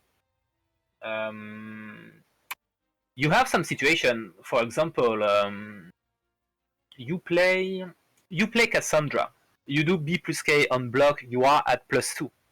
If the opponent do a 2A and you do a single B, you get a clash setup in your favor. Well, the 4K of Tira is a tool that counters that. I will try to show that to you. Feel free to head into the character select and pick Cassandra so you can help everybody visualize it. Yeah, no problem with that. Like, if you're a Cassandra player, be careful. Oh, no. I know which character I will pick, of course. First,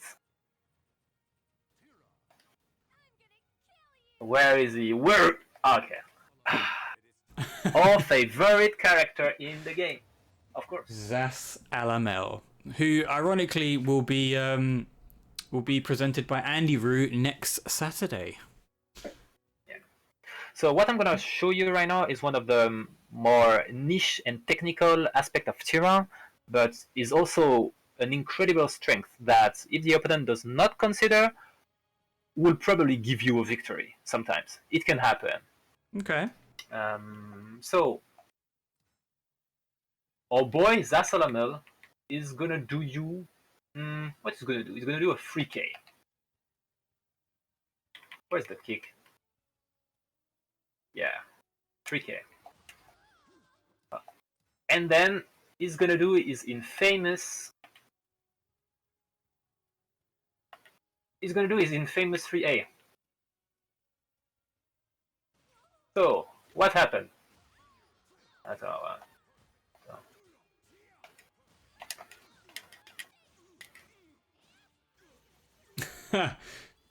This is what happened when there's a trade with 4K. Wow. Okay. So what's the condition? Is it specifically that kind of hurry mid, or is it because of how quick the startup is? I'm gonna explain that to you. So, this is just anti-Zastec right here. Yeah. This is how the 4K behave. When you're in Jolly, 4K give you a big headache. The thing is, if you are interrupted by an attack, like, your headache disappear, and basically you get an enormous frame advantage if there is a trade. Because as you can see, like, Zas Alamel is stunned for a very big amount of time by my 4K, but it cancels out because I am stunned by my own move. So, if an opponent trade with my 4K, he will be stunned for a very long time, but I will not get the headache. I will recover almost instantly and get a full counter hit combo. Okay. This is extremely nasty. This is very, very strong. I will just pick Cassandra just because it is a bit easier to showcase. Of course. Because the B plus K B situation is so common, basically.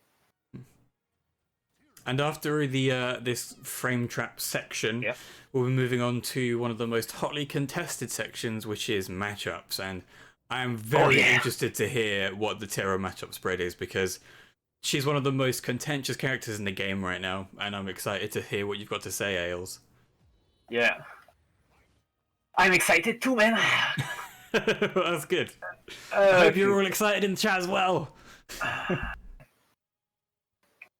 Okay, let's do that. So there's the typical Cassandra trying to pressure you, huh? Yeah? Boop. So as you can see, there's a bit of damage. You get a lot of damage if you are in Jolly, especially. It still works in Gloomy. But you get less damage, but it still works. It still works and it's pretty good. But it's really good when you are in Jolly. And you can get some nasty thing with that. You can ring out from very far away with 6B plus K. You can get some wall splat. You can do really a lot of things. So this is like a power that Tira has that he'll reward having you knowledge on some very specific things.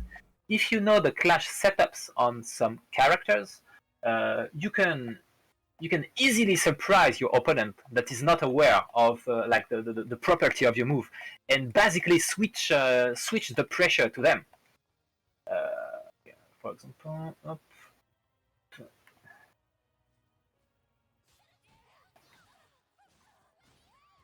so close to the wall, but still not enough. But as you can see, you can do some really nasty things with this thing. You can get a CE, you can get your 6 BB, you can get 4 BBB full combo for big chance of a switch and a massive amount of damage. And this is something that you have to think about, because even at -2, if the opponent want to contest you, he still has to deal with the 4K, and the trade will always go in your favor, except a very few moves that will just trade heavenly, like evenly. And yeah, Tira is not really a frame trap focused character. She has a few moves that are rather good on block, but otherwise she will surprises you at a frame disadvantage, more because she has really good crushers, and not because she will press you with her guard. Oh, also, I almost forgot this move existed just because how bad it is. Just final move. Yeah. Oh my god, this move is +2. You have self damage. It has no range whatsoever. It has an horrible recovery. This is not what I want. This is bad. It does not lethal hit on any GI or reversal edge. It does not deal a lot of damage, but you know it's +2 on block. So yeah. So there you go. Technically +2 on block, but no opportunity for anything, so don't bother using it. But it looks so cool though. It is a really cool looking move, that is true. Anyway, so while Aelz is having fun 2-2-being people, just make sure, once again, that because this is an in-depth tutorial, it's been 2 hours so far, and we've still got 2 more sections to cover. This will be on YouTube at a later date, but if you haven't taken anything down, don't worry, because you won't miss anything. It will be out soon. So, moving on from the section that we were just on to the most contentious one of them all, matchups. Oh yeah, man. Who are Tira's best matchups, even matchups, and worst matchups? Man, that's OP, man. Oh, come on. Right, Aelz. Let's start from the top. Who does she do well against? So, this is quite a difficult question, because I would say Tira overall has quite a balanced matchup spread, but there are indeed a few archetypes of character that are more problematic than others. I do not say that those matchups are in the favor of those characters, but it just means that usually you are the one that has to adapt to the matchup. You cannot just play like you do usually and perform your set plays. You have a bit. You have to adapt to them, basically. So we went a bit into like the weaknesses of Tira, and we heard that she is a bit unsafe.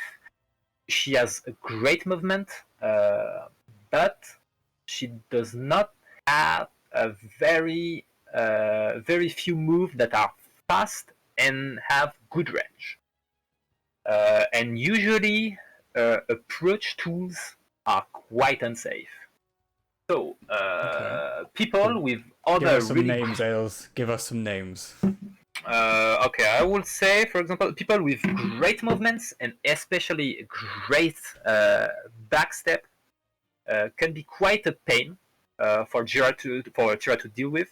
I'm thinking about, for example, Ivy. I'm thinking about Nightmare. I'm thinking about Mitsurugi. Character that have both good range and very good backstep can be quite a problem for Tira, because it's quite hard to pressure them in general. You have more. You have to, how to say, you have to wait more. You have to be more patient. And Tira is not a character that, on first hand, already deal a lot of pressure. She has a grabs. She has really oppressive tool at close range, but at mid range, and with character that can really get away quick and safely, you will struggle a bit more. You will have to fight to get into this close range, or fight to get those sweet with punish. Once again, it is not too deciding, because Tira still has a bit of range, especially in Gloomy. And also, when she has Meter, she has extremely scary with our punish option with her critical edge, which is probably the second best I-16 critical edge in the entire game, because it is great damage for great range. So it's just that you gotta have to play a lot more patiently. If you don't have a bar, you're gonna work to approach the opponent. Like Ivy is quite painful to deal with her, because you sometimes have to take some risk to get close, and once you're close, there's also a bit of a problem. Okay. Because our mix-ups are so reliant on grabs, for example, people that are very good grab punishes can be quite a pain to open up, and so Ivy kind of get those two elements together. If you get strong against Ivy, you will soon lose the game, because she has excellent reward on her reads. But also, you still have to fight to get close. So there are two aspects that you have to master against her. So it's quite difficult to be careful on all those parameters while piloting Tira. It is not impossible. I don't think the matchup is too hard, especially, but it can be mentally exhausting in some situation. Sure. And so those are her non-favorable matchups. If you want to go over them again, just with the names. So it was Mitsurugi, it was Ivy, and there's also a few others. Character with great zoning in usually are difficult. So Siegfried can kind of zone you and pressure your guard pretty effectively. He can get close extremely quick with his A slide B. And basically, it's not like he kind of bully Jolly Tira. Like, you want to stay in Gloomy as much as possible to get some nice reward on you with punish, and basically play the reward game. But this is not something that you can do too much in Jolly, because you have low reward, and Siegfried will just pummel you at a distance and still get some nice reward if during your approach he gets a good read on you.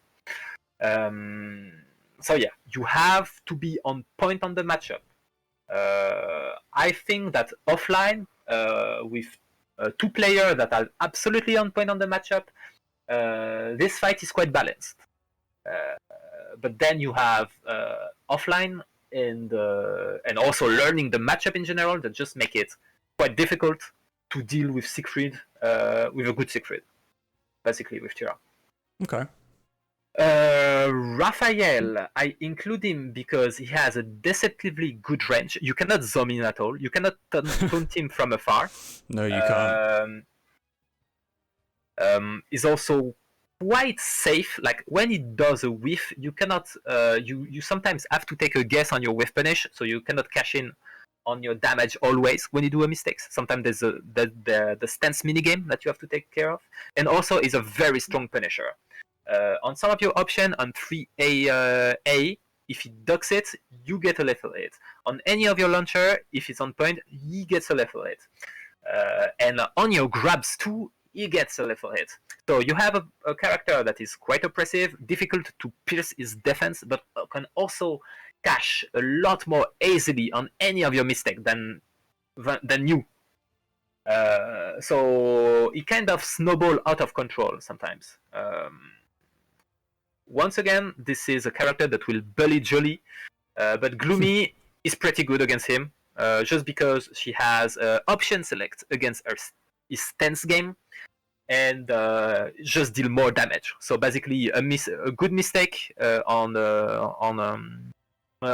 Wrath part will get punished if heavily by Tira in Gloomy.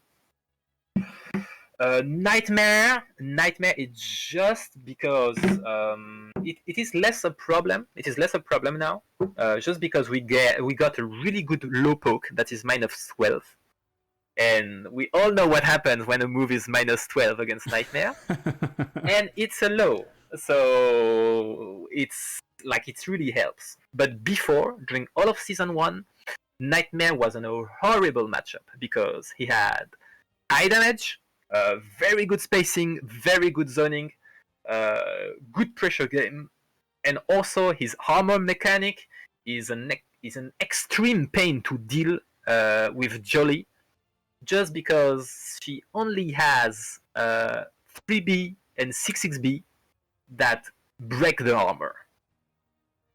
So your 6B, your Jolly 6B, your little string that you love to do, it's gonna get hammered. All your pokes, all your little move, it's gonna get hammered, and it's not pleasant to be on the other side of the armor, to get constantly armored. But now Nightmare has received quite a bit of nerf. You have more access to Gloomy, and Gloomy is strong. Is very strong against Nightmare. And you have your little low poke, which means that you can deal a bit of pressure and not be bullied around by armor and those things like that. And it makes Jolly more manageable in the matchup. I will finish by saying that Mitsurugi is also quite difficult, in my opinion, just because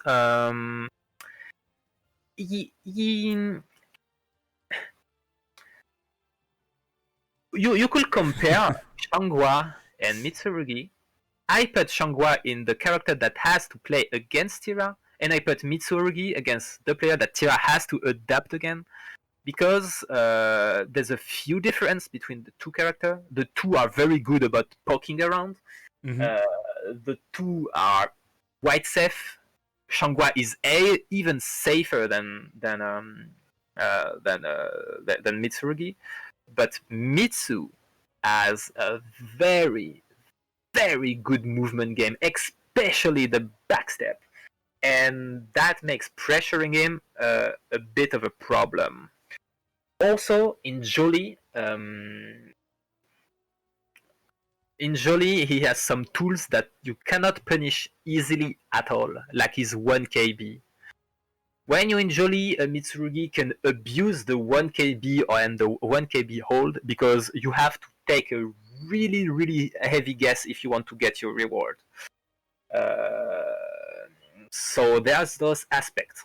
He's a very good whiff punisher. He will punish your approach. He has pokes that have a very low recovery. So it really it's very difficult to play your punish game, your whiff punish game in general, and he can slowly melt you down without you being able to do anything, just because he has low recovery, very good pokes, and basically he can backstep out of every single one of your pressures, like of your pressure game. Once again, this is a stance that can bullied. This is a character that bullied Jolly. In Gloomy, things are more manageable. You have more range. You have the freebie, which is absolutely disgusting against Mitsurugi. You have good punishes, so it makes the thing more manageable. But I think Mitsu and is a pain in my ass. This is my opinion. It's not. It's still manageable. It's still manageable, even more so with the patch and with Tira season 2. But still, I still have the trauma of fighting skill over and over. PTSD. Yeah. It's and just watching my hopes backstepping away. This is quite cathartic. This is quite comforting in a way. This is karma. This is karma in a way, since Tira backsteps so much already. So yeah, those characters there who can pressure you at a range and can basically backstep out of your tools to control the range will be difficult. You will have to adapt. Okay. Now, for the character that Tira is annoying against. Basically, if you're a character with short range, which has difficulty to come close, Tira will be a pain in your ass. Like this character is horrible if you are too close. If you rely too heavily on your close range. She has moves that push you away and that are very safe. Her mid-range tools are usually okay, but against people, against characters that are not great at the mid-range, basically she can abuse those moves. And then you get close to her. And there is all this counter-hit game. There is a gloomy stance, which still has a 3A. So even if you are good at close range, you are facing gloomy. She still has a 3A. She still has a mid-horizontal tech crouching I-14 that she can confirm and counter it for 65 damage. You still have to deal with all of this. But she can bully you at a range. Complete and bullying. also, if she backsteps you into oblivion, she can taunt you, and she will get rewarded for that. And that means you have to take risk. You have to approach her, and those are opportunities for her to get damage on you. Those opportunities are not present against character like Ivy, for example, just because she can safely aggress you at a range, and you cannot dash in, dash out too much without taking a lot of risk. When you're a close range character, basically, Tira can be very scary because she has incredible tool at close range, but she also can dash out with her backstep and just whiff punish you for a ton of damage. So you have to carefully do this little dance against Tira to not get whiff punished into oblivion, or not get counter hit into a billion damage too, which is not an easy thing to do. I've put some character that can struggle against Tira. First of all, one that I want to speak about, and that might be surprising for some people, is 2B. Okay, I am surprised. Yeah. One of the other points that I want to get into is that Tira is a great punisher. So if you have a lot of moves that are only minus 12 or minus 14, you can still get a lot of damage on you. And also, she has specialized tools, like this move, for example, or the very, very good 2B plus K. No, it's bad, don't use it. That can really change the face of a matchup. And in the case of 2B, she is quite unsafe on many other moves. She goes into some stance which make some of her specialized tool like B8. B8 is a tool that will lethal hit you if it hits an opponent in the air. As you can now realize, against 2B, it's extremely strong. So she cannot really do a stance game without going into our leap without risking a ton of damage. And also, one point that I did not mention until then, Tira Reversal Edge is extremely good. Oh yes, it's one extremely good. It has very, very low recovery. And just give me 1 second. No problem. That was perfect timing. Absolutely perfect timing. Hope everybody is enjoying the tutorial so far. We are, as expected. Excuse me for this little break. No problem. Yeah. But, we are going to be closing out very shortly. He's just going through the matchups. Then we'll get to the conclusion, and then we will close out the stream. But again, Aelz, don't let us interrupt you. Please continue. Yeah, so for 2B, it's basically a combination of she can be easily punished, her stance game is quite unsafe against you, and also if she goes into stance, you have your reversal edge that will just that will basically stop her on many things, and you have still great rewards on her. So basically, she cannot place her game too much, and she has to carefully approach you and not go full unga bunga, because you will destroy her. You will destroy her out of the game if she does that as Tira. Then, just 1 second again. No problem at all, Aelz. The nature of live performance. You must adapt and overcome, just like Aelz is explaining in his matchup spread.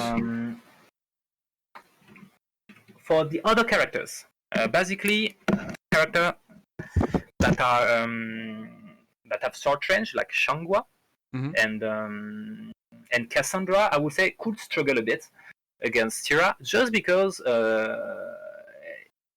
you have an easier time dealing with those characters when you're in Jolly. Your Jolly stance can pressure them with taunt. It can pressure them with a little pokes and pushback tools. She can play her own little game. Your Jolly stance is quite relevant in those matchups, and that makes the overall power level of your character go way high up, because you don't have to rely on Gloomy too much. You can also chill in Jolly, not be too pressured, and just play a decent neutral game. And also, as I showed you, she has some tools to counteract people that want to be aggressive, like a 4K trade, a B plus K AGI, which is one of the best AGI in the entire game, and a reversal edge. So people that want to approach you, it's more in your arsenal to counter them. It's more in your arsenal. I will also add Voldo in general, because I think he's a bit on the weak side and is very, very vulnerable to your reversal edge. So you can really warp the whole gameplay with some reversal edge, and he will have to respect that. And getting a ton of meter and a ton of damage just by pressing your little B plus G button, it's good. It helps a bit, in the game. It's decent. But yeah, once again, those matchups are not like 6-4 in favor of Tira or anything. I would say like a good Shangwa player can be really annoying, but those players still have to be careful about approaching Tira, respecting her specialized tools, and not just impaling themselves into Tira. Well, there you go. Any other comments to make about matchup spread, Aelz, or are we all good on that section? Yeah, I think it is good. It's good right now. Yeah. Perfect. So now we come to the second most contentious subject for Soulcalibur and FGs in general: adjustments, buffs, nerfs, and changes. So this section I added purely because while I wanted people, especially competitors, to remain as objective as possible, of course we will all have our own biases depending on which character that we play and what we think about how they play around the rest of the cast. It's always interesting to hear what the opinions are of really good players who are character specialists who we trust with giving us that type of information. So Aelz, adjustments, buffs, nerfs, and changes for Tira. So let's go into the nerf that I would like to see. First of all, the one that I want the most removed is the stupid tracking on 6B, 3B, and Jolly 6B. I think it is extremely unhealthy in general, and you can hear people complain about how a Tira player can just like 6B you try to step, you get hit again. What do? Like this is extremely annoying. The second thing that I think can sometimes warp the gameplay into a toxic one is when she enters Soul Charge and when she nets a combo, when she nets the 3BB combo. This situation right there, I think, should be nerfed. It is a bit too powerful. You have the chance, you have a 50-50 low, and you have a 50-50 between a mid and a low, which are both very good. The low is safe on block. The launcher will deal 100 damage if you're still in soul charge. Basically, you can steal games with the soul charge Okizeme pressure after some combos. And I think it should be toned down. Perhaps like increasing the damage just a little bit, but pushing them away or making them able to do something, to not just instantly die on a 50-50. I think would be reasonable. 50-50 instant death. We will love that in fighting games, don't we? Yeah, this is so yeah. Those problematic moves, I think, are really warping.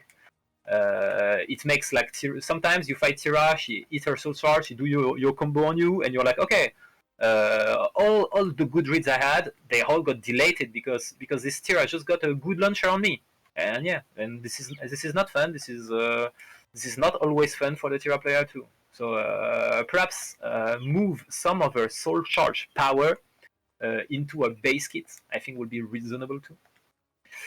And also, one thing that could use a little change is basically the 3AA wall splat. 3AA wall splat is incredible. It deals so much damage. It's easy to do. Yeah, let's do. You can do a lot of things with that. Like, it could use a damage reduction or something like that. Perhaps it's one of the intended strengths of Tira, but the thing is, 3A right now do a bit too much at the same time. I would like that they increase the range on 6K to wall splat, and that they remove perhaps a bit of the range on the 3AA plus B wall splat, or that they scale the combo a bit more. So just quickly, Aelz, just a quick summary of what the nerfs you think should be to add to Tira. Soul charge Okizeme, tracking on the launchers, and the 3AA wall splat, I think, is a bit too much right now. Gotcha. And moving on to the buffs now as well. Okay, for the buffs, there's a few things that are a bit too gimmicky with Tira right now. A few moves that deserve to be useful. The 2B plus K, which is an armor, but the worst in the game. It's a very specialized move. Yeah, like when you activate this this armor, she gets a complete AGI on her body, but she's stunned during this whole period. So she cannot do anything. If you attack her during this AGA where she's stunned, you will get grabbed and get a lot of damage. But the thing is, she's stunned, so you can pop out an unblockable, an A plus B lethal hit, whatever you want. And this is quite a problem because you get punished heavily on getting a good read on your armor.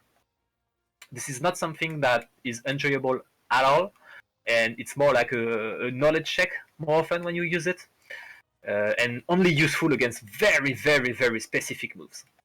So what I would like to change is that at least we can either cancel the AGI or that it become a ARI. Okay, all right. What you disagree?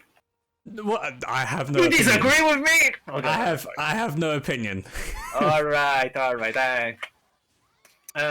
Also, there's a few moves that are still questionable. Like I talked about the 2-2B. Mm-hmm. It's really bad. It's really bad. I would like some of its data to change, to be perhaps better on block, and perhaps deal a bit more guard damage, because like it's so like you can step it. It is slow. It is not a good reward on the GI and reversal edge, and yeah, it's you get some damage. You get stun a lot. It's not a good move. I want it to be buffed. What Other kind move of that buff? What kind of buff would you want for that move? Like in an ideal world. It can stay like very shitty hitbox wise and anything, but I want it like to be perhaps +6 or deal a bit more gut damage. Like it goes from 15 to 20. Okay, all right. And, I understand that. and that's it for the move. Also, there's the coolest, most useless move in the game. 6B plus K. It is so cool though. It is so cool. It is so cool. This move is oh my god. But it's also incredibly useless. This is because this is what happened on counter hits. But this is what happened on normal hits. And what happens on normal hit? Well, it is a vertical I-20. I dealt 22 damage, and I am -4. So what's the point? What's the point of this move? I don't see. I could do 6-6B and be right and just deal more damage whether I get a counter hit or not. This move is not great. It is not great. So what would you do to it? There are a few options there. Because this move can potentially become very good. You either make it a lot faster, like you make it I-16, the move becomes extremely strong. Like it is really good. It becomes really good. Or you slow it. Like right now it is I-20. You make it I-24 or I-26. You reduce the damage by 10%, but the move becomes a mid horizontal. Right now, one of the problem with Tira is that almost all of her mid horizontal, except the godly 2-2K, are somewhat unsafe in some capacity. This will be a nice like anti-step 2G basically. It's not good on normal hit. It's like you deal 22 damage. I am -4 on normal hit, but it's still respectable. You know, I wanted to check a step or thing like that. Mm-hmm. But on counter hit, you get some nice reward. I think it's pretty good. I think it could be very strong because Tira needs those kind of tool, kind of, and the range is not bad at all on this move too. But I would like it to be an horizontal, slower, and 10% less damage, so it's a bit more balanced. Okay, I can see that. One change that I would like to is that overall, Tira has poor guard damage just because her Jolly side does not deal a lot of guard damage. So I would like to perhaps have a little focus in Gloomy to have decent guard damage. Like right now, I want this move, which is a I-40 vertical special low. I want it to be a bit better on guard damage wise, because right now I'm charging this move. It's a I-40. It deals 12% guard damage. I am -6 on block after that. It's a big risk to just do this move because of slow and steppable it is. So yeah, I would like it to be redesigned as perhaps a guard damage tool, dealing like 18 or 19 guard damage. I think it would be pretty good. Okay. I would like it a lot. And finally, perhaps it's more like a nitpick, but in Gloomy you should be as absolutely no forward ring out capability. So you would want to have better ring out capacity on Gloomy 3B. Just a little thing that if the opponent has the hedge behind him and I do a 3B on him, I can ring him out. Like, because it's really not easy. Like right there, will I get a wall splat? I think I will get a wall splat there. Oh yeah. But just a little bit more, just a bit. just to make it more easier. You know? But it's more of a nitpick right now. Sure. The other points I think are more important, and that's pretty much it for my wishes on Tira. Your wish list, lovely. Yeah. So before we actually get to the conclusion, we do actually have a couple of questions, if you wouldn't mind answering those, Aelz. Yeah, of course. We do. I'm open to questions in the chat as well. Obviously, a general question like the one that Dragon has mentioned or asked. Anyone can really answer it in the chat if they have it. Personally, I don't think there are many characters that do 15% guard crush, guard break attacks. That seem like a very niche subject or a very niche category of moves. But moving on to the more Tira specific questions from Okami in the chat, or Phoenix as I know him by. Is it good to go for a grab immediately after 2-2A? I assume he means on counter hit with the spin. I never do that, but I've seen other good Tira players perform this little trick. Usually I go for the guaranteed reward, except if I am in a situation where taking a 50-50 is either very rewarding or if it's my only out to win.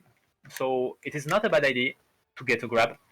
You can take advantage of your 14 plus frames, but usually I'm also quite the casino player, so I really like doing 4K. But yes, this is completely valid. You can take your 40 frame advantage to get a grab. It's one of the safest moments you can get a grab and get the damage. It can net you a win. This is not something that I do, but you can perfectly do that. And some very competitive Tira will also do that. It is your style. This is completely legit. So yeah, feel free to do that if you think you need the damage. Feel free to grab after a 2-2A. And the only other question we had was from Zephyrion _22. We all know who Zeph is, basically Milo's 2.0. Yes. What combo would you do for B+K headbutt switch into Jolly A follow-up? B+K headbutt swings into... you mean a level 8 combo? Zeph asked, what combo would you do for B+K headbutt switch into Jolly A follow-up? Yeah. I see. Sorry. No worries. Gonna do a little attack. It is quite hard to do. But basically that. Like if you get... when you get the AGI with B+K, and you do not get a headache, you have a 16 frame window to put an attack. So if you get a gloomy switch, you can go for 6/6 AK, but it's very hard to confirm because the switch is random. You can go for 6K, which will work if you either stay in Jolly or if you stay in Gloomy. Or you can do Critical Edge. Critical Edge will work with both personas. So yeah, this is pretty much it. You can also, if you have low APM like myself, you can also do a BB or AA. It is not bad at all. It will work on both sides. It's additional damage. It's relevant. Cool. Happy with the answers, F. Hope that answers your question in full. And a last minute question or double question from Blade. Do you think that Tira's matchups are heavily influenced by mood? And do you think that mood switches in matchups should be prioritized during those matchups? I have thought of that quite a bit, and I've come to the conclusion that some characters require different switch habits. With some characters, you are free to get the maximum amount of switches to get Coda, but in some matchups, I think gloomy is too important, and you have to stay into gloomy like as long as you can humanly do. So yeah, for example, Siegfried, I would like to stay in gloomy all the time.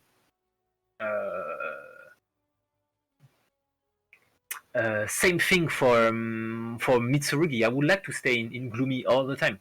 But against other characters that I think that I can bully a little bit more, and basically the character which I know I can deal with in Jolie, yeah, I can go for switches. I can go for the things.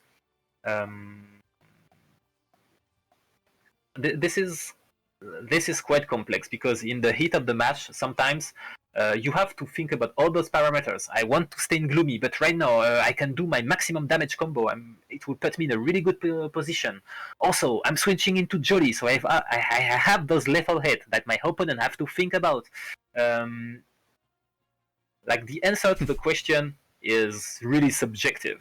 Like it is up to one of the player. My opinion is in some match you need to stay in gloomy as long as possible. But even so, in the heat of the match, I will try to switch because I think this is a good situation for me to get a switch. This is really something that you get with Tira experience, I would say, and one of the most obscure things to determine. And that's probably why a lot of people, when they pick her up, really enjoy playing her, because it does take that adaptation. Like you say, even though sometimes you may want to be in gloomy in a certain matchup, the adaptation of knowing when you can get your full max damage combo is probably worth more than staying in a certain stance. Yeah, exactly. So, like the value of each of those decisions is not obvious at all, and this is with your experience that you will decide what's as the more value for you. And this is what is very interesting with Tira, because you have a lot of decision making to make, and yeah, that makes her really interesting and not very boring at all, I would say. Mm-hmm. And Nekusen with the cheeky question: what is Tira's best lag low? As if we didn't know the answer to that already. Of course. Actually, I think there are two. There's excuse me, I am in 236K. Not an obvious animation. Still I-28. Boop. And then, of course, the almighty GS1K.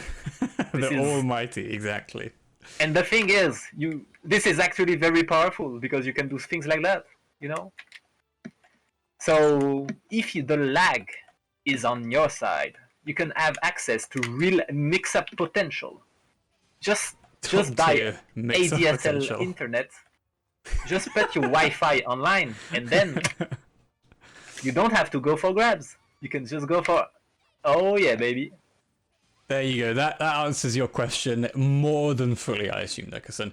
So, Thank you very much for all you've said so far, Aelz. But to sum up, put it in a nice little package, if you could give us your conclusion on Tira as she stands right now. Tira is the best waifu. Is that what you wanted? Because I think it's obviously Tira is not best waifu, but if you could expand a little bit more about your thoughts about the character, her potential overall. Yeah, like the character is very solid. I think she is well anchored at the middle of the tier list, I would say, perhaps upper mid. I will not be surprised if that was the case. She is extremely third, but still very, very hard to master. So it makes this is an engaging character. You have to delve into this character quite a bit, but it is very worth it. It is quite a unique gameplay that you will experience with Tira, and yeah, I think right now she is really in the best spot she can possibly be. Like season 1 was not really great for her, but season 2 is the moment.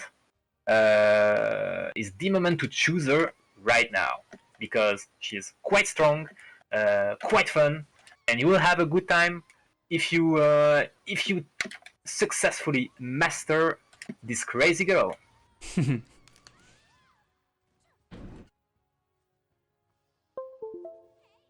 Big rewards. Perfect.